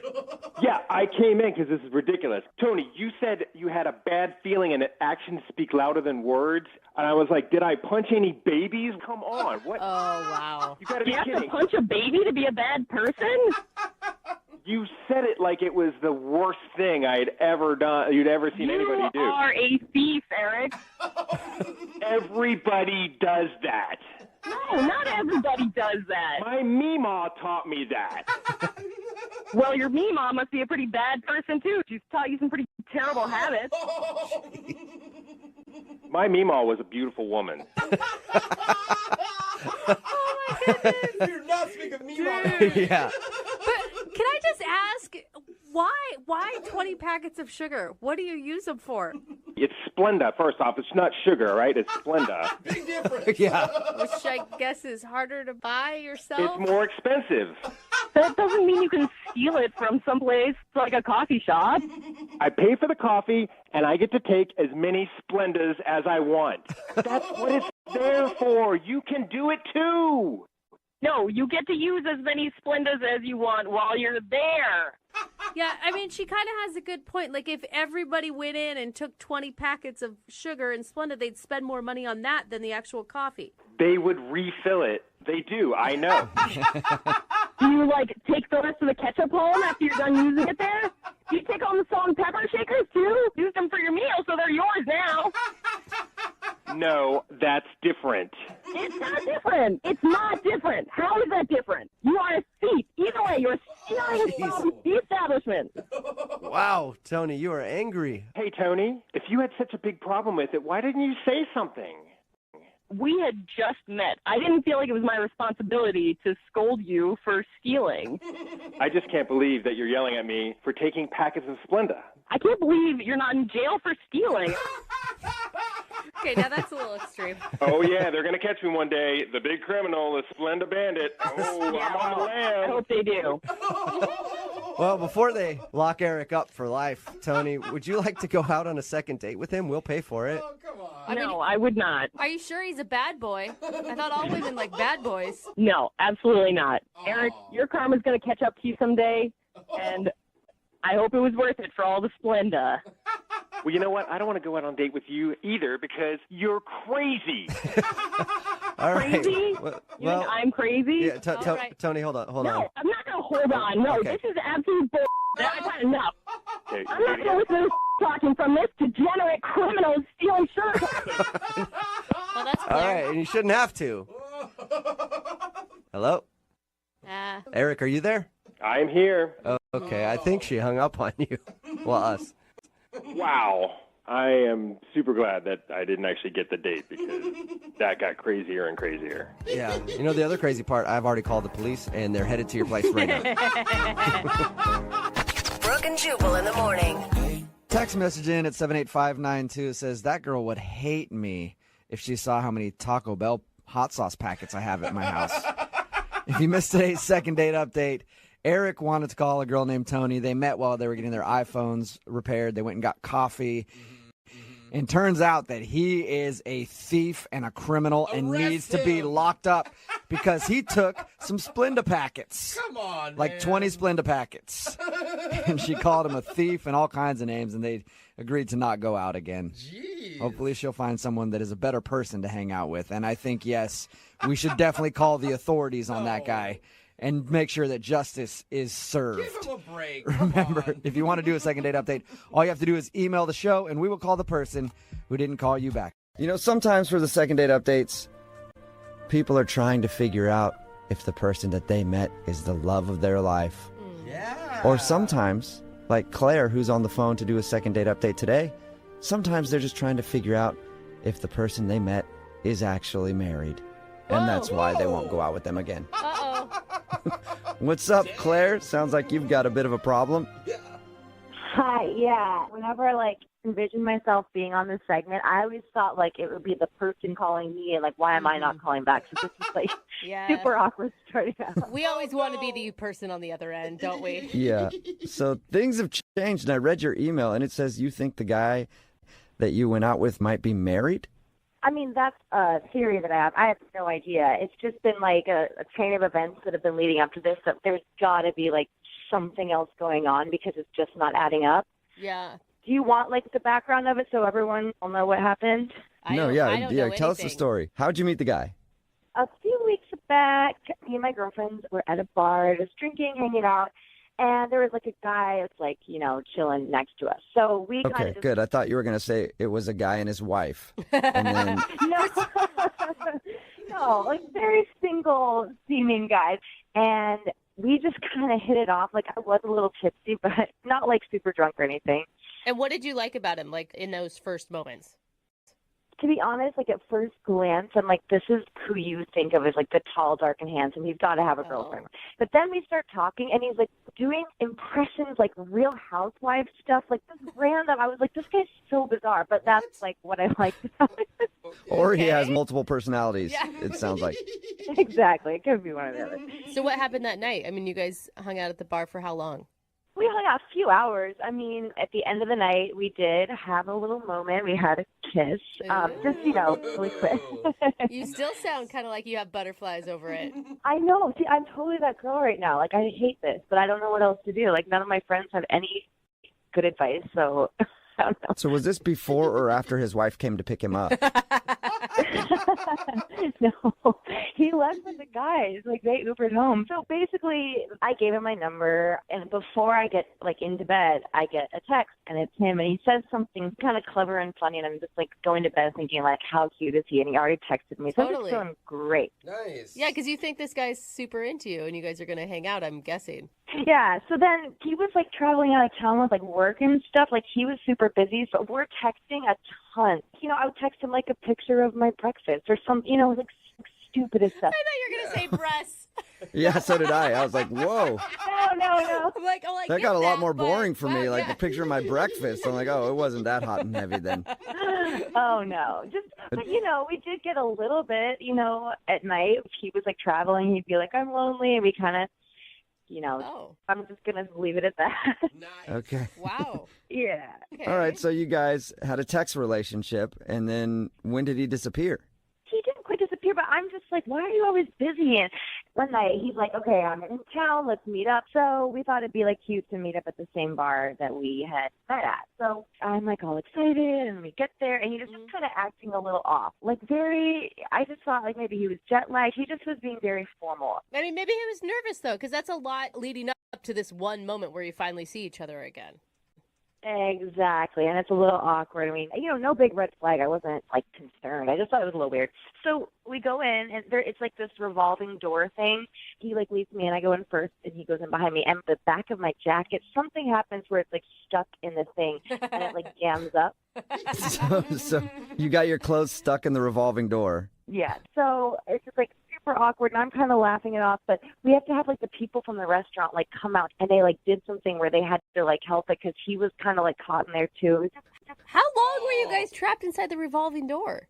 in my head, it was an hour, but it was really only 5 or 6 minutes. It wasn't that long. Okay. Long enough to be an awkward start to your first date. Or great, because they say when your life flashes before your eyes, it really brings people together. Well, I hope, but that's not really what happened. So basically, we get all unstuck, and I'm just okay, we can have a drink and get this back on track. I'm done with my glass of wine. I'm gonna, get ready to order one more. And before I can even say another round, he's check please. He kind of interjects. It was weird. So you guys had a 20-minute date, basically. 25 if you're counting the door debacle. Yeah. Yeah. I think we should count that in just to make it a little longer. So I asked him, and I was hey, is everything okay? And he's just nothing's wrong. He's just I'm exhausted. Work is actually really insane. We go our separate ways. And yeah, it was just not the date that I had built up in my head. So how many times have you guys talked since then? Since then, it's been 8 or 9 days. And he has been so busy. And in that time, I have not heard back. That totally sucks, because I bet you were on board. Finally I met a guy that I'm super interested in. And yes, and it's they either have the looks or the personality. I'm this is full package, and I can totally. We're on the same level of it just felt so easy, and then it felt so forced. And I'm there's something I'm not seeing, or I'm missing, or I don't know. Yeah. Is he married? Does he have a girlfriend? He's just two different people from the first time I met him, and I'm just turning into that girl that is obsessing. Okay, well, we'll play a song, come back, and then call him and get your second date update and hopefully get an answer, okay? All right. Thank you, guys. You're welcome. Hang on. 92.5. Brooke and Jubal's second date update. You know what they say, when one door closes, another one opens in its place. Oh, that's motivational. Unless, of course, it's a revolving door and you get stuck in it, because that means you won't get a call back for a date. And that's what happened to Claire, who's on the phone today to do a second date update. She wants to call a dude named Jordan. They met at a bar and then texted for a while back and forth. He was on the road, busy with work, I guess, and then he finally got back to town, and they arranged to go on a date. But now he's not calling her back, and she thinks that the reason could be one of two things. Either he's married, or because she got stuck in a revolving door at the restaurant, and the staff had to come help them get out of it. So we'll find out which one it is in just a second. Claire, we're about to call him. Do you have any final thoughts before we do that? Don't even ask me because I'm like already like nervous, so I just wanted to do it. I don't even think about it. But if he's married, I mean, that's something that's not you. So at least you won't feel so bad about that. And Unless, of course, he got married after your date. He's like, I went on a date with her, and then I realized I couldn't be single again, so I got married to the first person I could find. Then it's you. Well, thank you for putting that in my head. That's the scenario that I did. No problem. Yeah, always spinning things positively. All right, I'm going to dial his phone number right now. Here we go.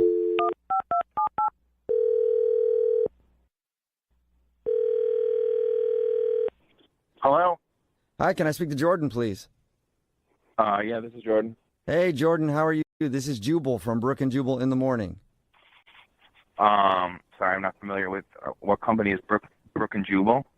Yeah, Brooke and Jubal in the Morning. It's a radio show, actually. Why would a radio show be calling me? I'm confused. Well, because we actually got an email about you from one of our listeners. I don't think I really know any of your listeners. I don't even know who you are. Well, that's a very good point. Yeah, it is a great point, but you do actually know one of our listeners, and you went on a date with her, actually. Really? Her name is Claire. I wanted a date with Claire. Yeah. Well, Claire told us a little bit about how you guys met and how you texted back and forth for a while, and then you finally met up, and then you kind of cut the date short and haven't texted her ever since. So this is a segment I'm going to talk about kind of what happens.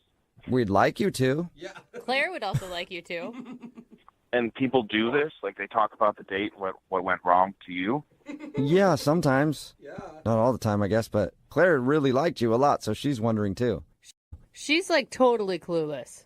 And it sounds like your date was pretty lame. I mean, it wasn't even the date. There's so much more to it, guys. I don't even know where to start, really. Can you tell us anything? I mean, I can say that, like, it was my fault. Like, she shouldn't feel bad about anything because it's 100% on me. You're married just like she thought, aren't you? She thought I was married? What? Yeah. Yeah, why She says that's the only thing she could think of because you guys texted back and forth a lot. You said you were constantly busy, and then you met up with her real quick, and the only thing she can think is that you have some sort of secret going on, like girlfriend or a wife or something that she doesn't know about. She thinks I'm that horrible of a person? Well, it's an option. Yeah, who knows? Yeah. She doesn't know how horrible you are. She just wants to find out how horrible you are. I'm not horrible. I just feel bad, guys. Like, I feel really bad about this. So you did do something bad? No, I didn't do anything bad. I mean, like, okay, so I don't know if she said we met out one night. She was with a bunch of girlfriends, and I was with a bunch of guy friends. And there was this girl there, this blonde girl, that was beautiful, that I was really into. And I was really excited. Like, I really was excited about this girl. Okay. So that happened. We had fun, whatever. We exchanged numbers. Okay. And so when the date happened, I was super nervous. I was like, I'm going out with that girl finally. And I got to the restaurant, and then there was a stranger there. She approached me and hugged me right away. Right away. She knew my name, and I was, like, super skeezed out. Like, I didn't know who she was, why she was hugging me, and she, was like, oh, my God, it's so good to finally see you again. And I was like, what? So the girl that I was talking to that night that I was, like, interested in wasn't the person I thought it was. So wait. Are they two different people, or did you just not remember what Claire looked like for some reason? So Claire, in my head, was that blonde girl that I talked about. It wasn't Claire, the girl that I met at the restaurant. For lack of better words, like, the person I've been texting wasn't the person I thought it was. Okay. So you thought Claire was this other girl until you showed up to meet her for your date? Yes. But wait, you kissed Claire the night that you met her. To be honest, I don't remember that. But, I mean, we were... Okay, so you were obviously pretty drunk when you met Claire. I didn't meet Claire, though. I guess I did meet Claire, but I didn't... You made out with Claire. Yeah. Oh my God. I mean, I guess I did kiss someone. I kind of remember, but in my head it was that blonde girl that I'm talking about. It wasn't Claire, the girl that I met at the restaurant. It was not even close to her. I mean, it wasn't her. You mixed them Oh my up. God. All right. Okay, I understand that there's could be some shock in expecting one person and getting a different person, but you guys still had like a 2-week conversation where you really connected with Claire. I mean, I don't know, though. It was like I thought it was this other girl. I mean, this other girl was beautiful, this blonde girl. Yeah, I mean, I'm not saying that Claire's not beautiful. She is. It's just like, I was like, I got catfished or something. Like, in my head, it was this one girl. And then when I meet Claire, it was like I couldn't even get past the fact that it wasn't this blonde girl. It's just a mess, guys. You basically catfished yourself. Yes. Yeah, I absolutely did. And I did. But I'm not a mean-spirited guy. Like, you guys got to get this. Like, I feel horrible about that. Jordan, I hate to add another surprise to the whole thing, but Claire, the girl that you met, is actually on the phone listening and wants to talk to you. Oh, come on. Jordan, stop. Like, this is so hard for me to stay quiet. Like, what are you doing? Okay, Jordan, please. Just tell him the truth because, like, I know you're joking, you know you're joking, and this is, like, embarrassing to me if you're, like, doing this. Just, please. This is the absolute truth. Why do you think it was so awkward? Like, why do you think I left after one drink? Because you weren't who I thought you were. Oh. It's my fault. I'm not making... They're taking this seriously. They're taking you seriously right now. You're wasting people's time. I think he's serious, though. Yeah, he sounds serious to me, Claire. I'm so sorry, Claire, but I thought you were your friend, the blonde girl. No, Rachel, you did barely talk to her. Stop. I talked to her a lot. I don't remember talking to you that much. I mean, I don't know what... It's awkward. I know this is horrible, but I don't remember talking to you that much. I remember talking. This is not real. This is not real. No, this is fake. Are you kidding me? Are you being serious? No, Tell me right now. Like, be serious. I am being serious. I'm absolutely being serious. Do you swear? Like, we were all drinking. Of course I swear. I'm not lying. I'm not making up some excuse that, I like, the blonde girl. Like, I thought you were the blonde girl. No, I sent you pictures. Wouldn't you have just said, like, oh, I'm the wrong person? Like, you should have said something then. Like, hello. Because that's the thing. You didn't send pictures of your face. Why did you never send me a picture of your face? Now it's her fault. Yeah. The reason I'm not sending you pictures of my face is because you never wanted pictures of my face. You weren't asking me for that. No guy ever really does. Claire. Claire, can I just ask you? It sounds like he was wasted the night you guys met. Did you not realize he was that drunk? Well, I was a little drunk too, but like, Jordan, like, why didn't you, when you saw me at the restaurant, why didn't you say something? Because I felt horrible. Yeah. Because it was my fault. I screwed up. I dropped the ball. I thought you were somebody else. I mean, I just feel like this can't. So, like, you, this whole time, you're thinking that I'm my friend Rachel this entire time. Is Rachel the blonde girl? Yeah. Yeah. Yeah. I would love to. I would love if you could connect me with Rachel because I thought that's who you were the entire time. Dude, do not right now. That is. She's not even fun.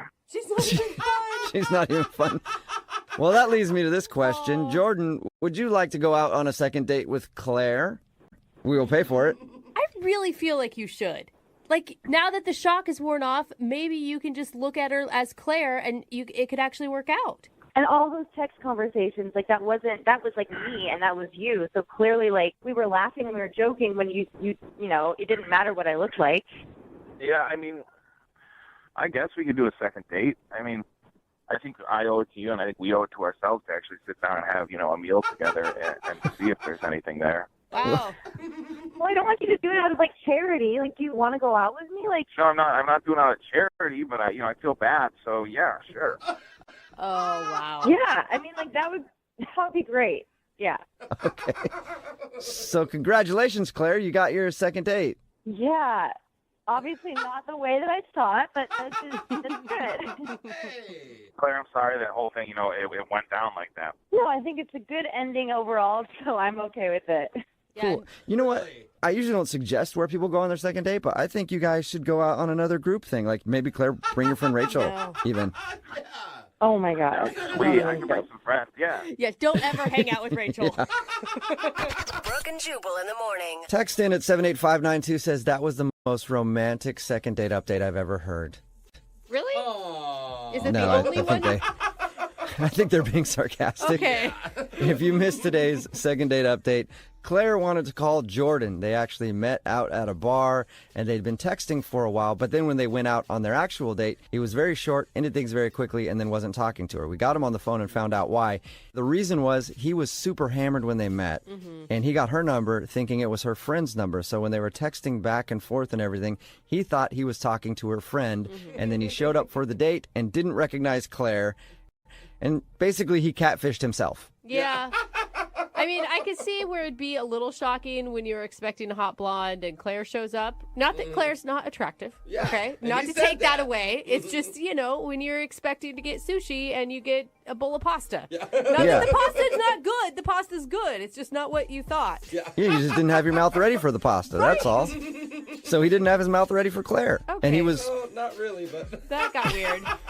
He was kind of upset by that. He did say she was cool and everything. He liked hanging out with her, but he was expecting the friend, so it was shocking. But they did agree to go out again on another date, but more like a pity date, honestly. No, I think it's going to work out. They connected without the physical stuff there, which is but important. But the way that he said yes to the date was like, yeah, I mean, I guess I owe it to you since I did kind of make you show up to that date thinking it was someone else, and then I kind of blew you off, so I guess we could go out again. So yeah, you're right. Romance at its finest in today's second date update. Tearing up over here. Remember, if you want a second date update, all you have to do is email the show, and we will call the person that didn't call you back. Everybody has their type when it comes to dating. There's some guys that like blonde girls, some guys that like brunettes, some guys that like women whose hair is graying and needs to be dyed to be blonde or brunette. Sort of like Henry, who's on the phone with us right now. Henry likes the old ladies. At least that's what his email said. Henry, how you doing? Doing all right. How are you? Good. So your email said that you like elderly women, huh? Not elderly. Just older women. Yeah. Like, how old are we talking? Like, 15, 20 years older than me. Yeah. Whoa. Well, that's older. You're like the opposite. I like it in the other direction. I like 15 to 20 years younger. Oh, gross. So why do you like the older women, Henry? Just more stuff to talk about. Not a lot of talk about school and what you're going to do. And they can... they pretty much, mostly they've figured out what they're doing. Right. Yeah. And they can educate you on things like the Great Depression or any wars that they may have lived through. How old are you, Henry? I'm 22. You're 20. Wow, you are young. So you like to go out with women who are in their 40s? Yes. Okay. Tell us a little bit about the girl who you want us to call today. Well, I shouldn't call her a girl. The woman who you want us to call today. Her name is Jody. Okay. We met at a gardening expo. Oh, my God. You are trolling places like the Garden Expo for old ladies? Well, it's harder to meet women that are older than I am. And, this is a place that I've found works.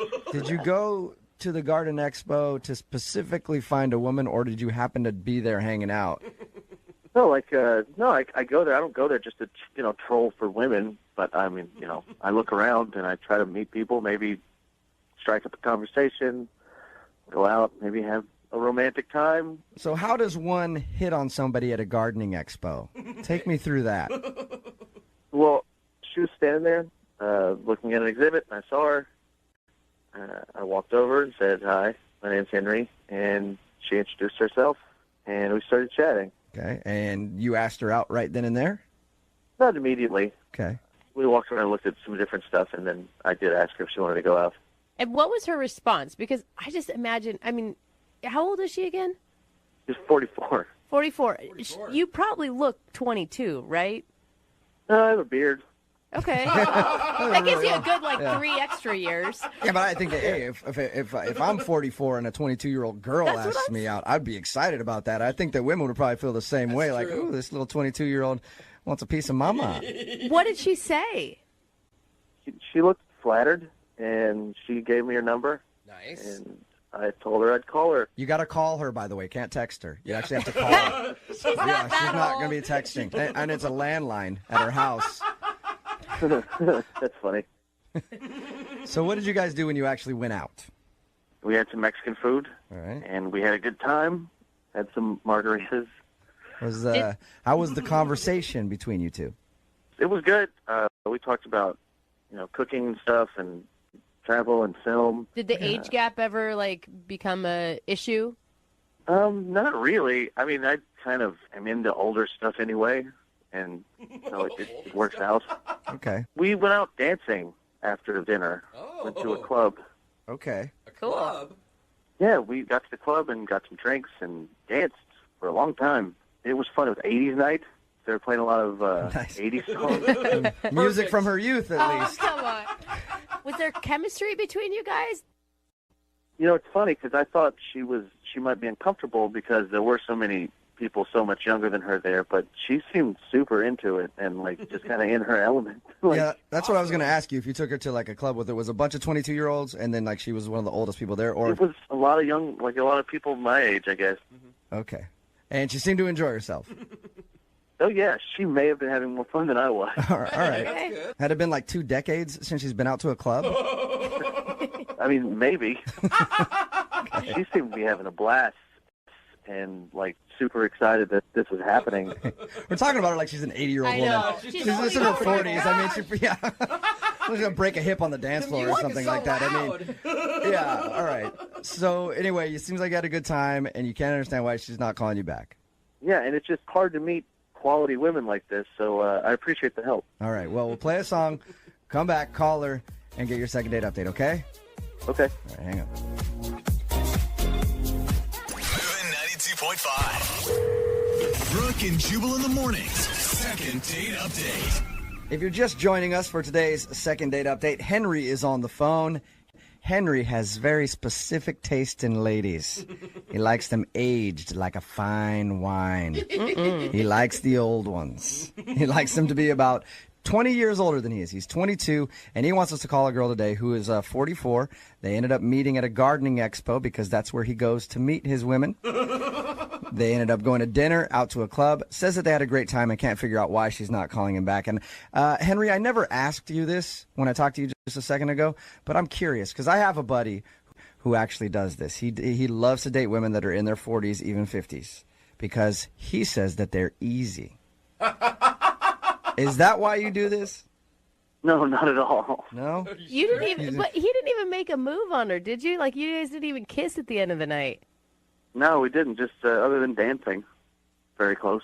See, and then my friend says that basically a kiss at the end of the night is like going all the way with these ladies. Like, that, to them, that's a kiss. So I'm surprised that you didn't get any. You know, because their time's running out. They got to get it in while they can. Especially with the young stuff. Yeah. I just really enjoy the conversation. All right. Okay. I know you guys are like laughing and joking about this, but I like older women because they're very attractive to me. And they're just more mature, and they have more to talk about than, I guess, what the latest Kardashian episode's about. See, I'm the opposite. I like younger women because they're less mature and they haven't been completely ruined yet by another. So I like to be the guy that just ruins their life. You sound like you're horrible to date. I am. Sounds about right. I actually am, so that's cool. All right, I'm going to dial the phone number right now, see if we can get her on the phone. You ready? Yeah. Okay.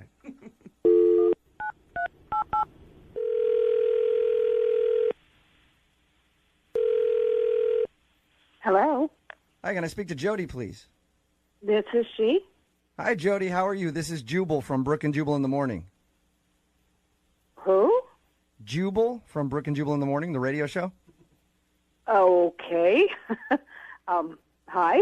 Hi. How are you? I'm good. What can I do for you? Well, I'm calling you today because one of our listeners recently sent us an email about you. They did? Yep, they did. His name is Henry, and you guys recently went on a date. Okay, yes.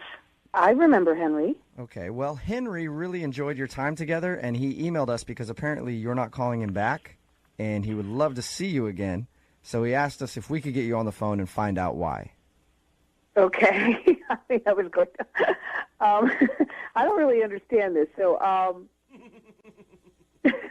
It's a segment that we do on our show called the Second Date Update. Basically, if a listener goes out with someone and then gets blown off, they email us to see if we can get that person on the phone and ask why. So Henry thinks that you've blown him off and don't want to see him again, but he's curious to find out if you did something wrong on the date or if you just don't like him. Oh, Do you mind talking to us for a couple minutes and just telling us a little bit about your date with Henry? sure. I guess I can. Okay. So first of all, I guess tell us a little bit about Henry. Did you like him? Oh, he was very nice and sweet, and I enjoyed his company.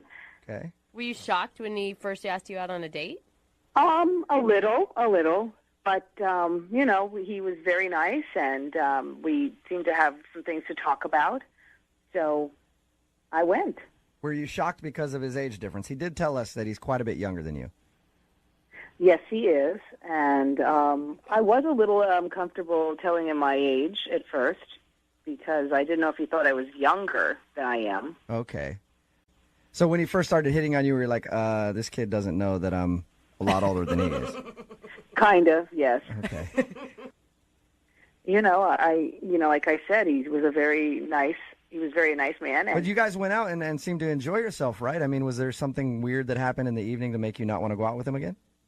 well, we were having, we were fine, but then he started. It was in the on the ride out there in the car, and it creeped me out a little bit. He was being he was complimenting me a lot. Like on the way to the restaurant, or when you guys were leaving the club? When we were, no. When we were on the way to the restaurant, he said something about me having very soft hands, like his mom's. Whoa! He did not use the phrase like. Did he actually say like his mom's? Yeah, he did. Oh, that's kind of creepy. I could see how that would be a little weird. Yeah. So was it right there where you're like, okay, I don't know if I want to hang out with this guy? Well, I mean, I thought maybe he was nervous and he was just trying to be nice, so I let it go.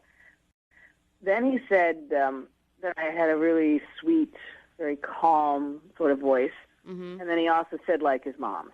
Whoa! Again? So he gave you a couple compliments and then just said that you remind him of his mom. Yes.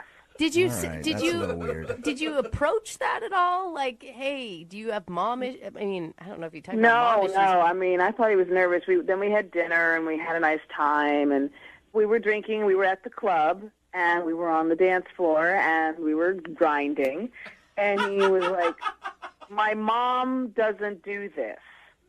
No What? way! All right. That's weird. So he kept talking. Maybe he thought it was a joke. Yeah. But, he was laughing, and I laughed, but no. Do you feel like he has some sort of weird fetishy thing going on? Oh, God, please. I hate to just ask you like that, I but did then, yes. Yeah. I was very surprised. I mean, I'm pretty open, but I don't know about the mom. yeah, Yeah. that's a little much. I can see why. So that's why you're not calling him back and don't want to go out with him again. I've been called a cougar, but not mom. That sucks. It creeped me out enough that I think this was a one-time thing. All right, that is Don't blame him. understandable. Jody, I should also let you know that Henry is actually on the other line listening to this conversation. Oh. Hey. Hey. You have anything to say to Jody, Henry? Oh my God. Yeah.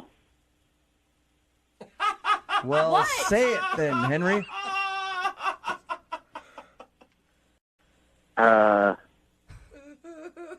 Wow, I'm trying to think about the night. Do you have Do like you a remember crazy? telling her that everything she does reminds you of your mommy? I don't think I said mommy. Is that why you're dating older women, Henry? Because you have some weird mom thing happening? No, I was just trying to compliment her, and sure, it sounds weird now, but it didn't then. No, it did sound a little strange. It sounded weird. I don't know. I just really thought you were cute and liked you, and sorry I brought up my mom too much or at all. No, thank you. But yeah, you did, and it's uncomfortable. I mean, I'm pretty open to things, but you brought your mom, and on the dance floor, that was a lot. Yeah. I can imagine. Yeah, are you grinding with your mom a lot, Henry? No, my mom, I don't think grinds. Well, that's good to know. Well, I don't need to know that. Yeah. I mean, when I said my mom didn't do this on the dance floor, we were drinking. It was a joke. It was like a fun joke. Okay, it's a joke if you hadn't already brought up your mom and compared her to her 2 other times prior to that. No, you just don't get it. It was funny. It's one of those, like, you had to be there. Jokes.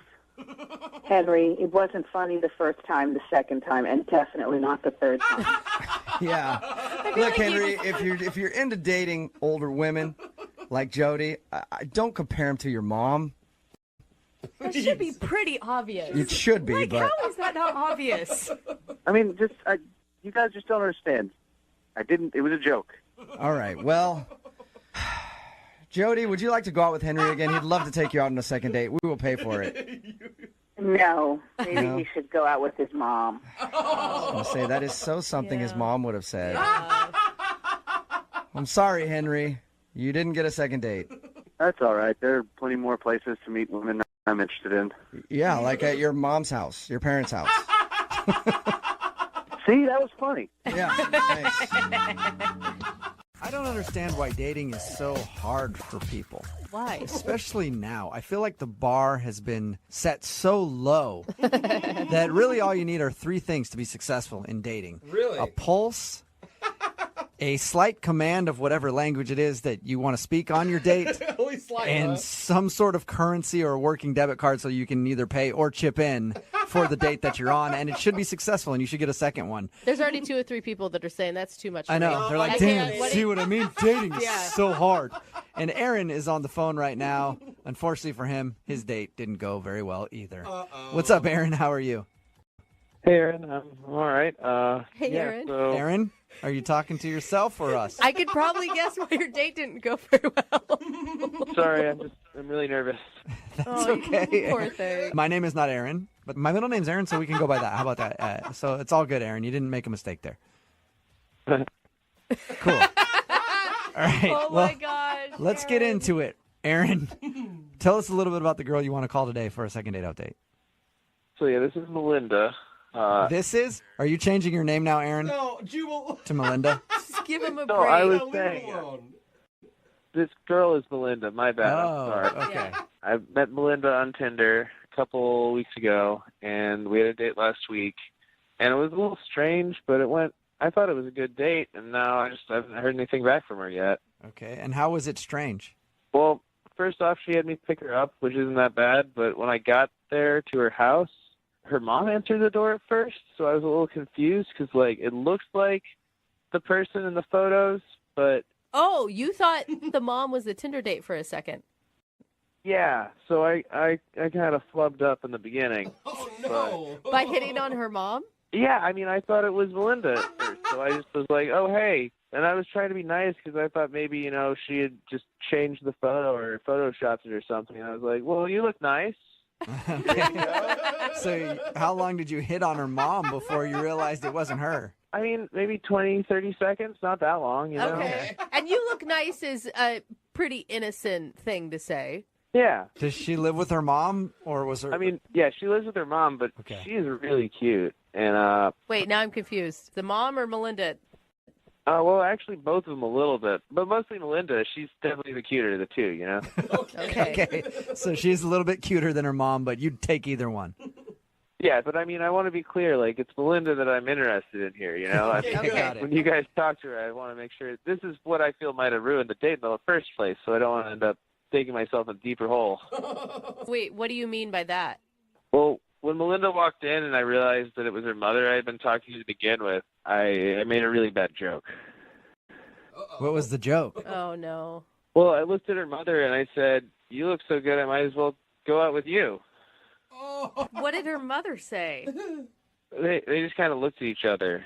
Oh, no, they didn't want So it didn't go over like you thought it would.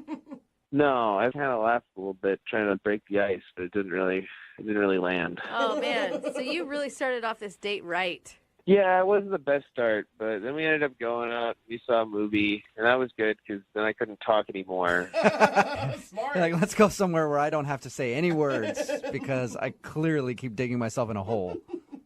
Yeah, pretty much. It felt good not to have to talk. So once the movie was over and you had to engage her again in conversation, how did it go? It was okay. I asked if she wanted to go get a drink after, but she said that her mom had been texting her and she had to go back home. Okay. Was there a reason or details? Like, was it an emergency? No, she just said that her mom was wondering where she was. And you are over the age of 18, right? What? Oh, yeah, definitely. Okay. And she is, too? Yeah. All right. So her mom wanted her to come back home.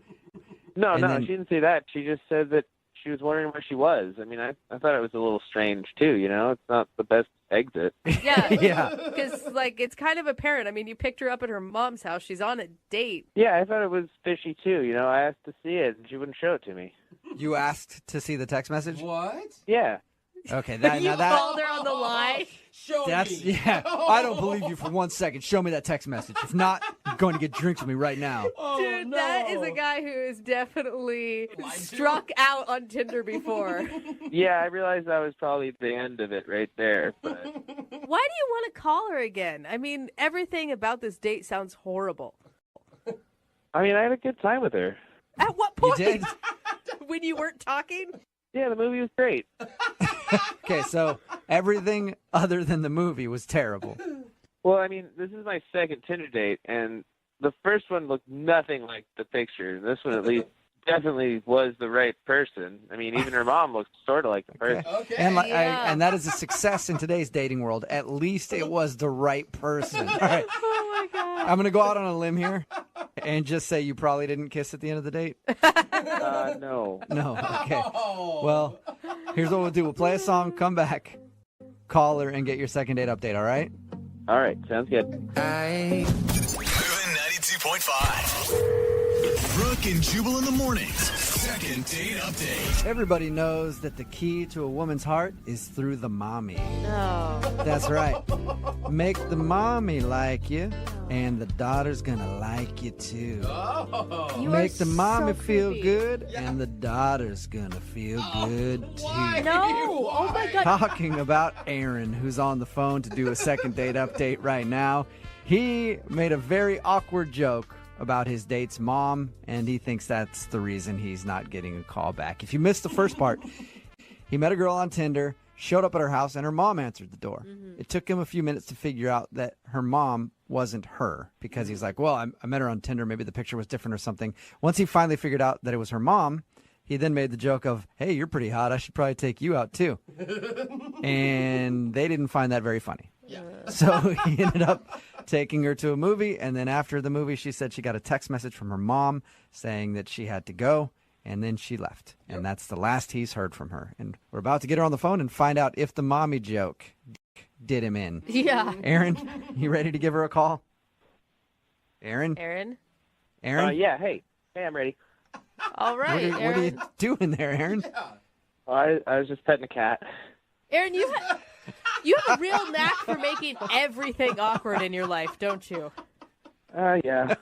All right. Just petting a cat, huh? All right, Aaron. Yeah, I can understand it. Let's concentrate. How do you not pet a cat? Okay, yeah, I'm ready. Cat's off my lap.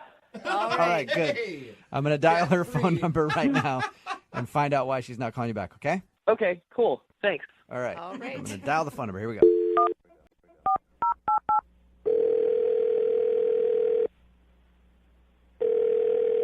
Hello? Hi, can I speak to Melinda, please? This is Melinda. Hey, Melinda, how are you? This is Jubal from Brooke and Jubal in the Morning. Hi. Hi. Hi. Are you familiar with the show? Yeah, a little, yeah. Hi, Awesome. Melinda. Okay, what's Okay, up? cool. Oh, hi. Wow, hi, everyone. Yeah, Everybody we're- is we're here. all here. We don't normally do these phone calls where people actually know who we are. Usually they're always confused. I'm still confused. Don't get me wrong. Oh, okay. Any idea why we might be calling you today? Is it a prank thing? No, that would be a really bad prank at this point. Yeah. No. I guess that's true. Congratulations, Melinda. You're about to star in a second date update. Oh, wow. Oh, okay. Yeah. All right. Do you know who would have emailed us? There's two options. I went out recently with a guy named Aaron, and then I went out with a guy named Mike. Okay. Oh my God, I'm sad for you that you have multiple options for this. No, you're Well- it's horrible. Don't ever be single. Out of those two dates, which one do you think would email a radio show to call you, Aaron or Mike? Ooh, it's still difficult. Wow. I'm guessing Aaron. Congratulations! You guessed correctly. Aaron emailed us and told us about your date and wanted us to get you on the phone and ask why you're not calling him back. And he seems like one of the most awkward people ever.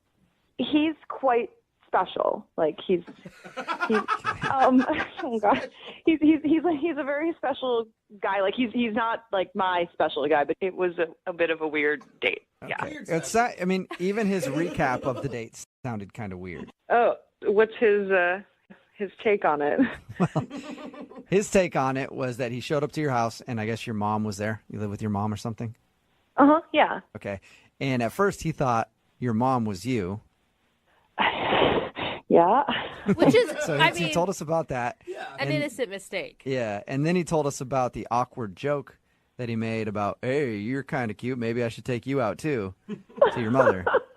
Okay, wait, you're laughing now, but he said that it was dead silence from both of you when he told the joke. Oh yeah, of course. I'm laughing now because it's so cringeworthy. The first 10 seconds of your Tinder date, and he's hitting on your mom. And did you know he was joking with that, or did you think he was serious? He didn't really make it that clear. Like he was like, we all hoped he was joking, but like that's why we weren't laughing. All right.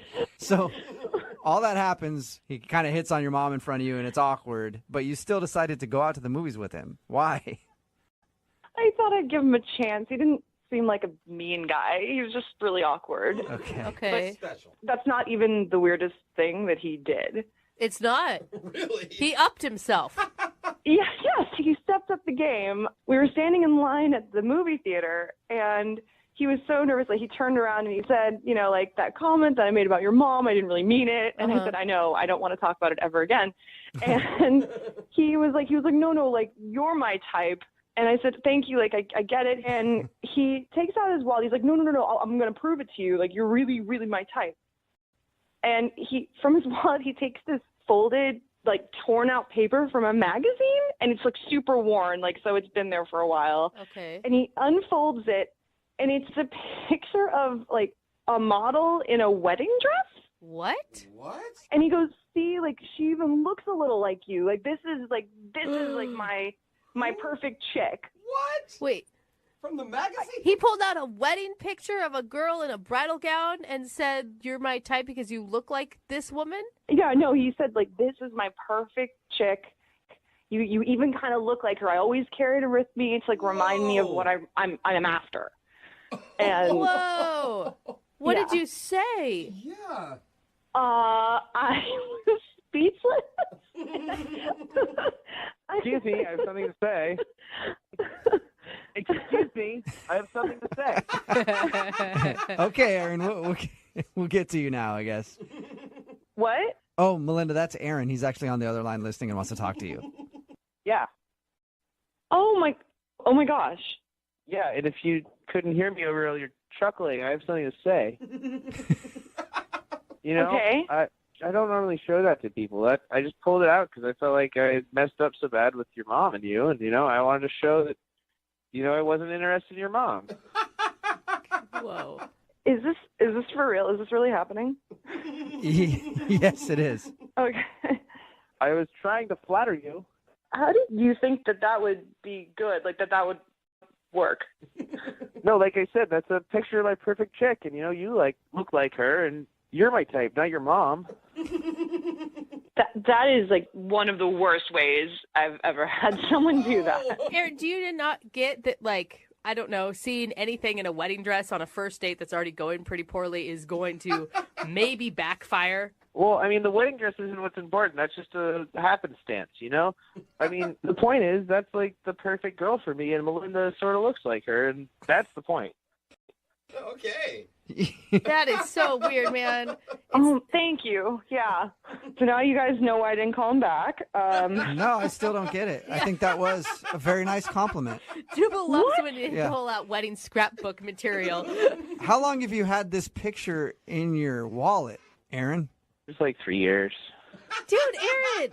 And not to mention, I mean, the wedding dress aside, okay, even if that's not the point, you're basing your ideal woman on a picture of someone. That's also, like, kind of shallow, man. Jeez, guys. I thought you were going to be on my side. I mean, it's just a photo in a magazine. A creepy photo that you showed me, like, on our first date. What? Well, I wouldn't have had to show you the photo if I hadn't accidentally asked your mom out. Oh, my God. Yeah, if that wouldn't have happened, you would have never known that photo was in his wallet. I guess it's good that I knew early on, so thank you. That's great. That's good. Aaron, I mean, I guess you have good intentions, but it sounds like nothing went right on this date.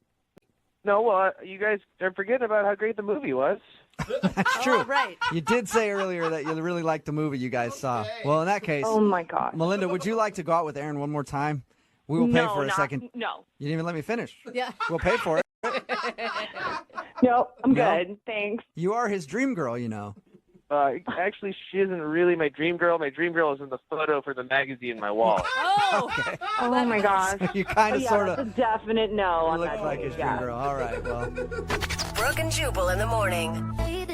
Text in at 78592. That's probably the creepiest thing I've ever heard about today's second date update. That was taped when Brooke was here. Brooke is out on maternity leave and Jackie is filling in. But Aaron wanted to call this dude named Melinda.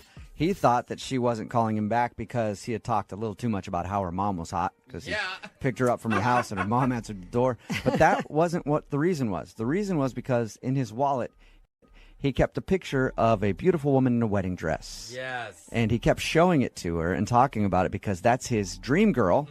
And he said that she reminds him of his dream girl. Yeah, That is super creepy. See, I get it, though. I don't think it's creepy. I think his intentions were good. It's cute, I think. It's romantic. But the way he brought it out and admitted that he holds it all the time with him, that's, I think, was what gets to the creepy part. Well, and I think, everybody does have that image in their mind of who they're into, but that doesn't mean we make little paper, collages. Yeah.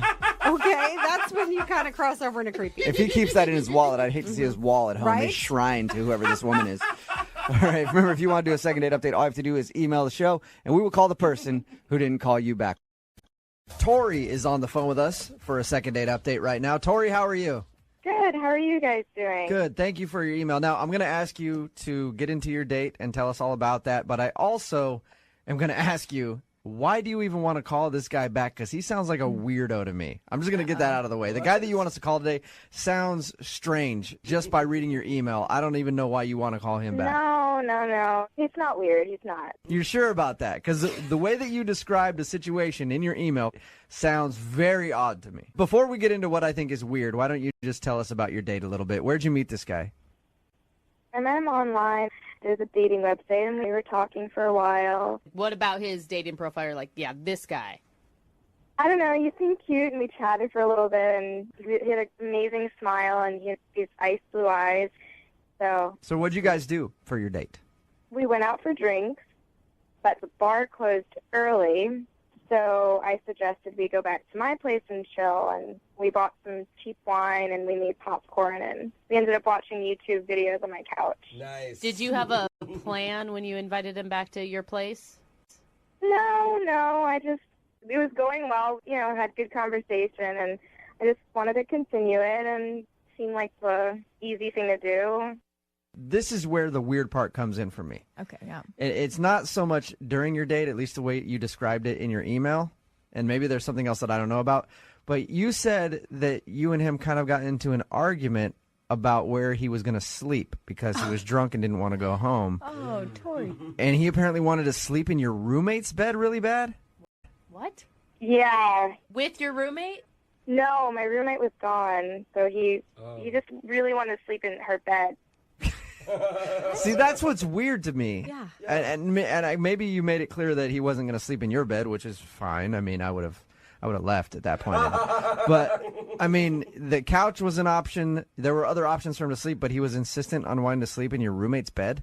Yeah, I was so adamant. I mean, that's my roommate's room. I respect space. She is a neat freak. Everything is spotless. And he said, oh, I'm super clean, and he is respectful, and he just wanted to, he's not comfortable on the couch. And I just said no. I mean, and he said, why don't you text her? And I was like, no, I can't, not even bringing this up to her. So I made him sleep on the couch.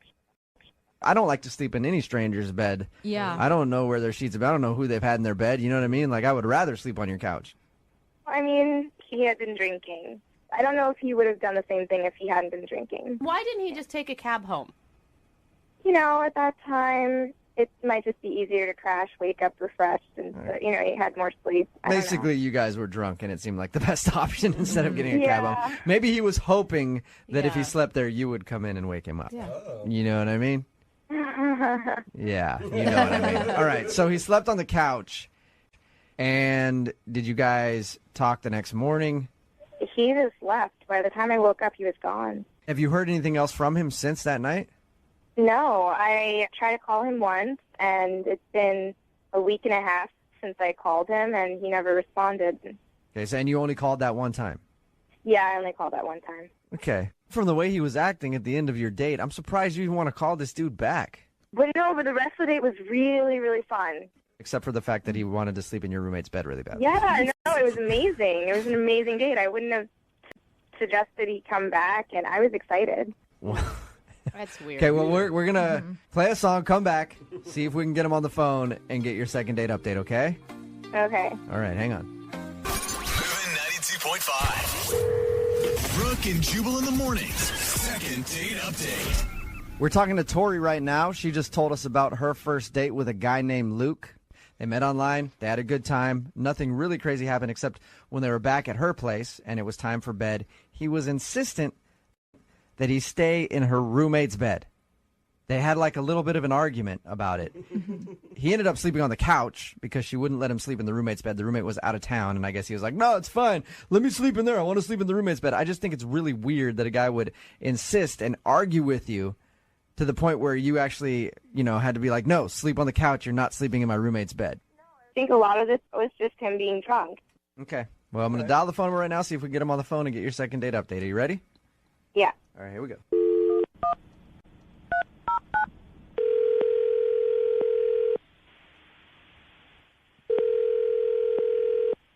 Hello?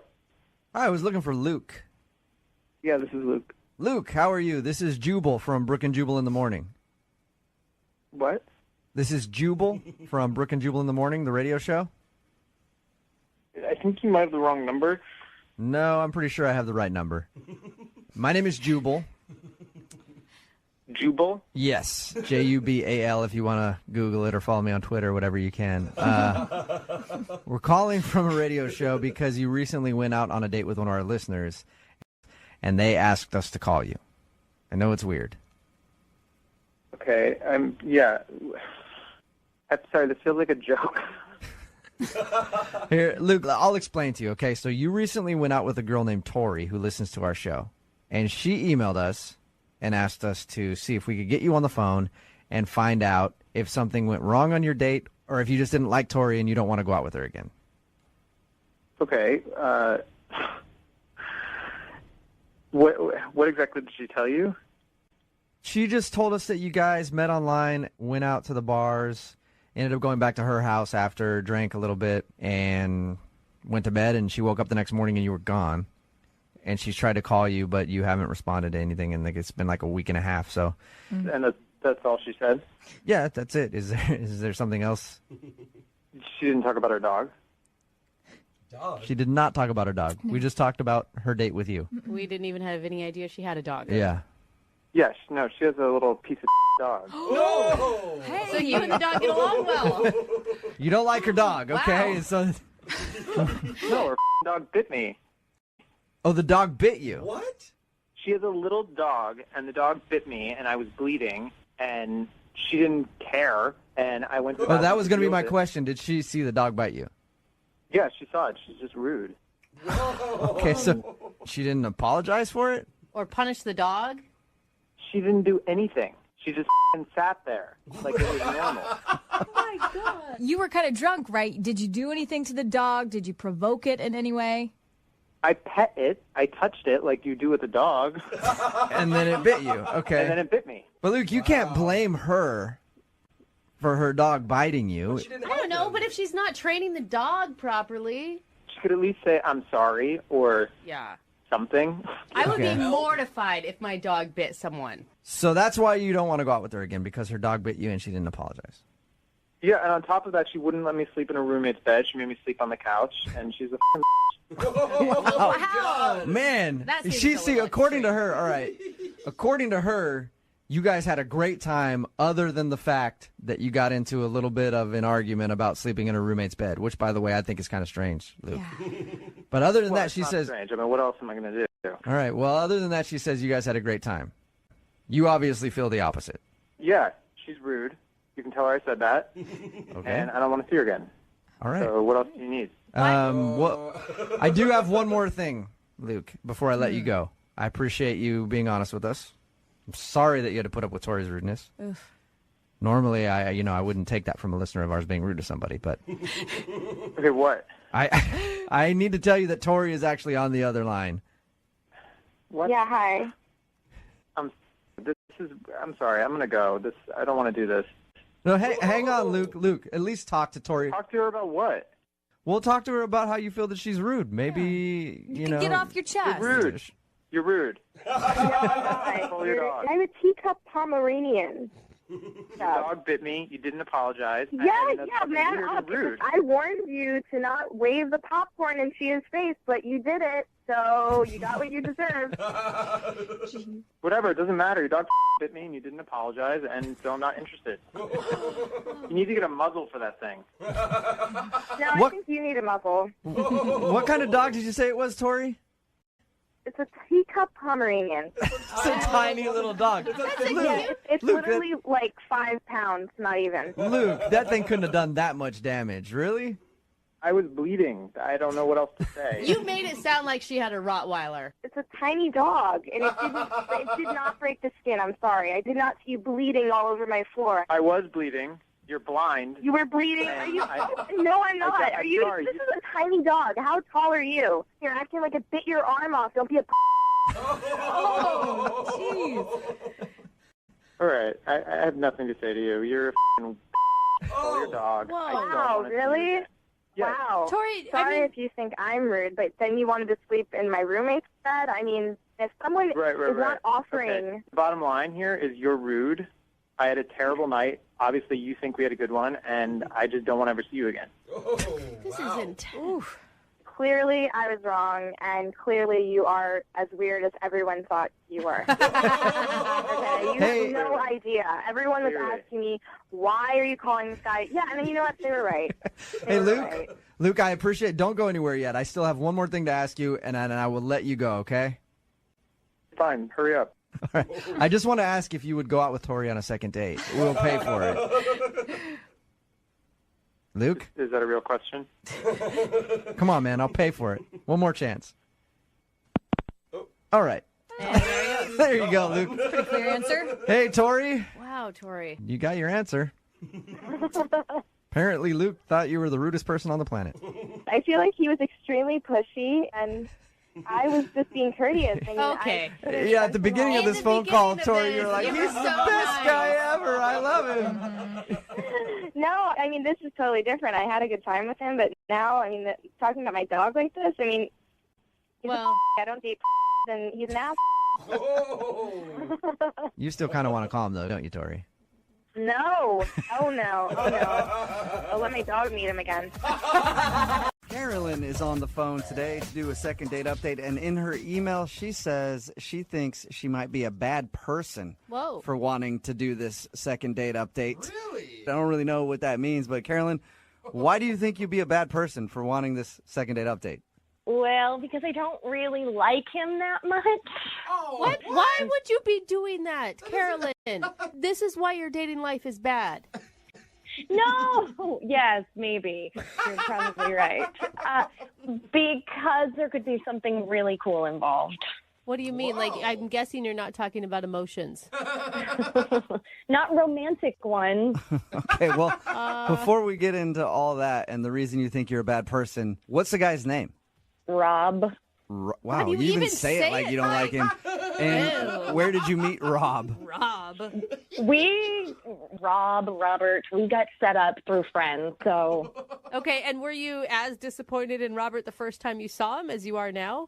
Well, it's funny you say that because I was led to believe that Rob was going to be super hot. God, Rob, get it together, you uggo. He wasn't hot. No, he was just okay. What? Oh my God. All right, so far we've got somebody who you don't like that much and you don't think he's that attractive. Oh. You must have enjoyed actually going out with him then, right? No. You would have, punched your eyes out. What? He would do things, it's so hard to explain, but he would do things I was like, oh, what do you do, actually? And he's like, oh, I'm a hopscotcher. What? Is that supposed to be funny? Yeah, it was supposed to be funny. He was so amused with himself. And then he's like, no, I'm a pogo stick jumper.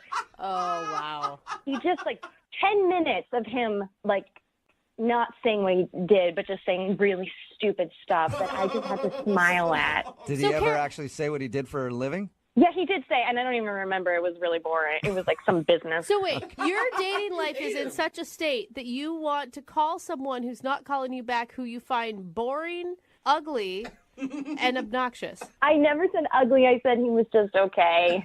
Okay. Well, there you go. There's some silver lining then with Rob. He's mildly attractive, I guess.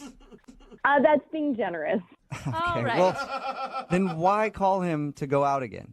Well, during the date, in our boring conversation, he did say one interesting thing. Okay, and that one thing wasn't just that the date was about to be over? No, that might have been more interesting, but no. Kudos to you for listening well enough to hear the interesting thing. So what was it? What did he bring up that you were interested in? He won concert tickets, but also a meet and greet. Okay, for what? For Adam Levine, and I freaking love Adam Levine. Oh my God, it's just dawning on me. So you want to do the second date update to try to go with him to this meet and greet that he won? Yeah, because he brought it up and made me think that he wanted to take me on it. Oh, man. So you're using this poor guy to just try to get close to Adam Levine. But super close. You touch him in a meet and greet, I'm imagining. I mean, I get it. Adam Levine is super hot. Super hot. But, yeah. Did you just keep bringing up Adam Levine the whole time you talked to him after he said that? He said he won these, and I said that I was interested. I hinted that, and nothing was ever set in stone, but there was a lot of implying going on. How'd your date end? Oh, we kissed. Oh my God, you totally kissed him because you knew he had Adam Levine tickets at that point. Yes, it felt right. No.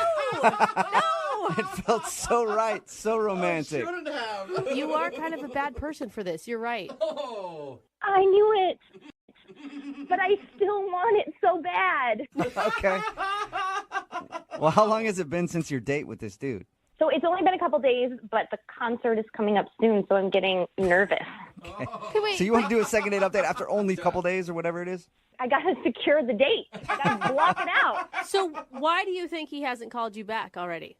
I don't know. I'm kind of out of his league. I don't know if he's trying to play it cool because he read it in a book somewhere. Oh, man. All right, well, we'll play a song, come back, call him, and figure out why he's not calling you back, and then see if we can get you your meet and greet with Adam Levine in your second date update right after this, all right? Thanks, guys.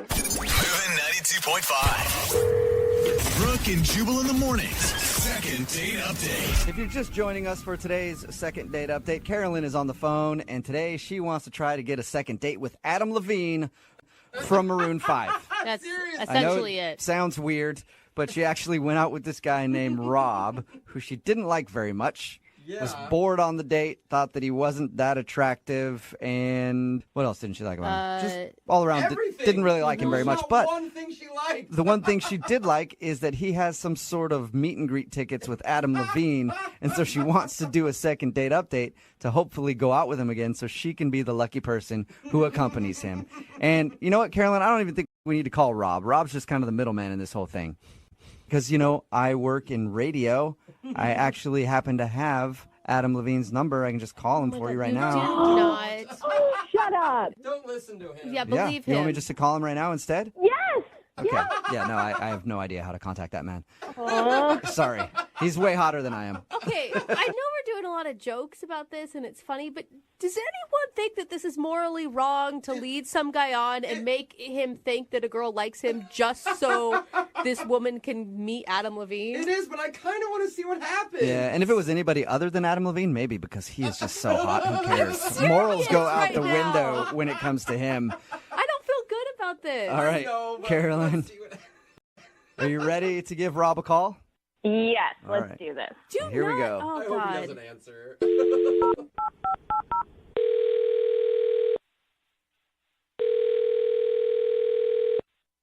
Hello?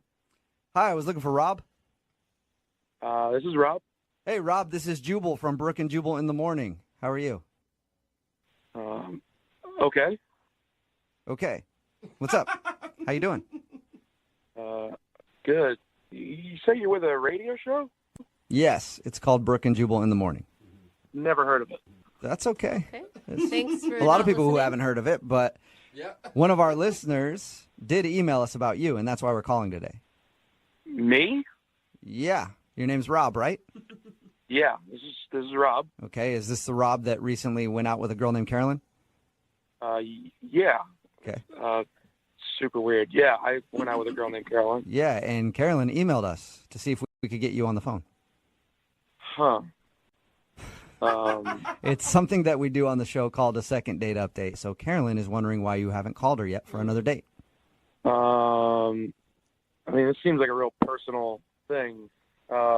If you didn't like Carolyn, it's totally fine. Brooke. Well, no, I liked her. Are you sure? I liked her. I got the feeling that it wasn't going to work. And why not? Wonder why. To be honest, she didn't seem to be really paying attention to me while we were eating, or just sitting, or at any point in the day. She was on the phone a lot, like a lot of texting, just kind of. It just didn't seem like she liked me very much. Yeah. Oh, well, it's quite the opposite. I mean, she emailed a radio show to get you on the phone because she wants to see you again. Really? Yeah. Didn't expect that. She sounds like she was pretty rude on the date. Like there wasn't a lot for you to like about her. Well, I guess if you guys are saying she's interested, I mean, maybe I'm just terrible at reading people. I mean, if I'm wrong, I will accept that I'm wrong and willing to give it another shot, I guess. Okay, so you weren't like not calling her back because you didn't like her. You just thought she wasn't into you. Yeah, I just thought she wasn't into me, so I just figured part ways would be best for both of us. Yeah, don't you think intuition is such a strong thing? Like being able to read people? Yeah, and I did like her at first, so maybe I should have stuck with that initial intuition, and maybe we should hang out. Maybe. Opposite. And you know what, Rob? She's actually on the other line and wants to talk to you. You guys are calling me. Did she calling in as well? Like we called, we like conferenced her in, and she's been quiet on the other line this whole time, but she wants to talk to you. Caroline? Hey, Rob. Hey. Hey. Whoa. This is cool. Yeah. Yeah, it is cool. I was been thinking about you. I guess I was a little wrong, but I've been thinking about you as well. This is great. Oh, that's so sweet. Oh, yeah, because I really feel bad that you felt like I just wasn't, like, interested because, I mean, I just feel like it's a fluke. I wasn't feeling, like, super great that day, and because I had a fun time. Like, I think you're a pretty awesome guy. I kind of figured maybe you were feeling not so great. Maybe I just read the signals wrong. I guess I was completely wrong about the whole thing. Yeah, sometimes that can happen, Rob, you know, like two sides to every story. I mean, you're thinking that she doesn't like you. She's like, oh, man, this guy Rob is awesome. I'm glad we made this phone call. Happens all the time. I was completely sure that you had no interest in me whatsoever, and I was just, like I said, cutting losses. But this is so exciting. This is so cool. Oh, good. I'm so glad you're excited. Yeah, I just was in kind of like not a great mood, and I just, it's sometimes just hard for me to hide that when I'm not feeling good. So, you know. Great. Well, sorry you're in a bad mood for our date. I'm hoping we can do another thing, and maybe you'll be in a better mood, and I'll give another shot. And like, this is so exciting. Rob, does that mean you're asking me out again? Yes, absolutely. Let's see. I'm pretty free at the end of this week. Do you want to get maybe we can get some coffee or something on Thursday? There you go. Hey, coffee's Coffee date. Yeah, yeah. You know what I was thinking that you brought up, and I just thought that would be super fun for us to do? Because you mentioned a concert, and I love concerts, and I was like, oh, you would be such a fun person to go to a concert with. Sure. We can go to a concert if you want. That'd be great. Okay, cool. I feel like you mentioned winning tickets to see Adam Levine, right? Yeah, I did. Well, that would be cool. You know, I've always kind of liked their music and him. Yeah, that'd be a sweet date, Rob. Yeah, that would be a really sweet date. Carolyn, that sounds like a blast. I totally love to take you to see Adam Levine, but I gave those tickets to my niece. Oh. What? Oh, you gave them away, Rob? Oh, no. Well, I gave her the extra ticket. I'm taking her. Oh. my God. She's a huge Adam Levine fan, and I couldn't tell her no. So wait, you're like a really good person who wants to take care of your family and everything, right? And make dreams come true. I mean, she's family. I can't say no to family, you know? So you don't have the tickets anymore? I mean, I still have a ticket, and I'm taking my niece. Yeah. But there's always concerts we could go to. I mean, there are so many concerts. Yeah, but you had meet and greet tickets, right? I didn't give them away. I still have them. Rob, I couldn't go Rob, home. that's lame. That's lame. I would love to go to that concert with you. Is there any way that you could just tell your niece you're sorry and you messed up, and 'cause we would have so much fun together at that. Dude, you are so low. I don't know that I could do that. She's real excited. It's going to break her heart. I think you should try. I mean, because we would have a killer time. Carolyn, are you really trying to get him to take the tickets back from his niece? You're trying to get him to... They haven't gone yet. Dude, it's a little girl who has a dream of meeting Adam Levine, not a grown-ass woman. I mean... Well, I have wants, too. Wait a second. Is this only to get me to bring you to the concert? No, I want to go out with you. You have these tickets, and I just thought it would be really cool if we went together. I'm sorry. There's really nothing I can do about it. But look, if you still want to go out, I think Thursday's great. We can get coffee on Thursday. We can talk. We can actually get to know one another. Yeah, there you go. Mm-hmm. Carolyn, would you like to go out with Rob on a second date for some coffee? On Thursday, we'll pay for it. We already sat across from each other and, chit-chatted. I wanted to do something, you know? Meet Adam Levine. So no to coffee? Yeah, no, I'm not interested in getting coffee with Rob. Okay. I mean, do you like concerts? There are plenty of other concerts coming through. I can get us tickets. No, thanks. I wanted to do the meet and greet. No. Oh my God, you're such a snake, Carolyn. What is wrong with you? I just know what I want. Dude, Rob, you she's deserve not gonna, so much better. She's not going to go out with you unless you can get her to meet Adam Levine. It's the only reason she wanted to go out with you. Are you serious? Yeah. The only reason she wanted to do a second date update was so that she could hopefully be your guest for those tickets. Come on. Caroline, are you serious? You got them to call me so you could have tickets? Listen, you're fine. But I really wanted to see Adam Levine, and whatever, I don't think it's that big of a deal. And if I felt something different on the second date, I would have been open to it, but... You liar! Wow, I guess it's good that we're not going out again because you sound like a really bad person. Dude, Rob, you are so on. That's not fair. Is it though? Hey, Caroline, look, I'm sorry that you didn't get tickets to go meet Adam Levine through Rob. I'm Call sorry. him for me. No, Find his how number. about this? I bet you through the radio station I can get you some. You can really? Are you being serious this time? Seriously? I am. I bet you I could. I bet you I could find meet and greet tickets for Adam Levine. Oh, don't do that. Oh my God, I love you so much. Yeah, I didn't say I was going to give them to you. I'll give them to Rob's niece again. I hate you. I hate all That'd be of great. you. She has a few friends that want to go too. Brooke and Jubal in the morning. For once, karma wins. It's Brooke and Jubal in the morning talking about today's second date update. If you missed it, Caroline wanted to call a guy named Rob. She didn't like him. Thought he was boring, not very attractive. Didn't really dig the date at all, but she wanted a second date with him. Why? Because Rob had some meet and greet passes for Adam Levine. Oh, yeah. From Levine? Levine, It's sorry. Levine. I always get it wrong. I know. From Maroon 5. Anyway, Yeah. he had meet and greet passes. The only reason she wanted a second date with him was because she wanted to get those passes and go with him to that. But when we got him on the phone and tried to get her a second date, he revealed that he had given those passes to his niece. Like he was going to take his niece along. Like a good uncle. Yeah, like, that's cool, you know? And then she got mad at him and decided not to go out with him, and she doesn't want to date because she only wanted to use the dude to meet Adam Levine. Oh, people are saying such nice things about her on our text They board really right are, now. yeah. Dude, the audacity she had to honestly say, will you just tell her you're sorry and take me instead? Yeah. Are you kidding me? Hey, you She know actually what? asked him to take the tickets away from his niece. When you love Adam Levine and you think it's destiny. I guess. Remember, if you want to do a second date update, all you have to do is email the show, and we will call the person who didn't call you back.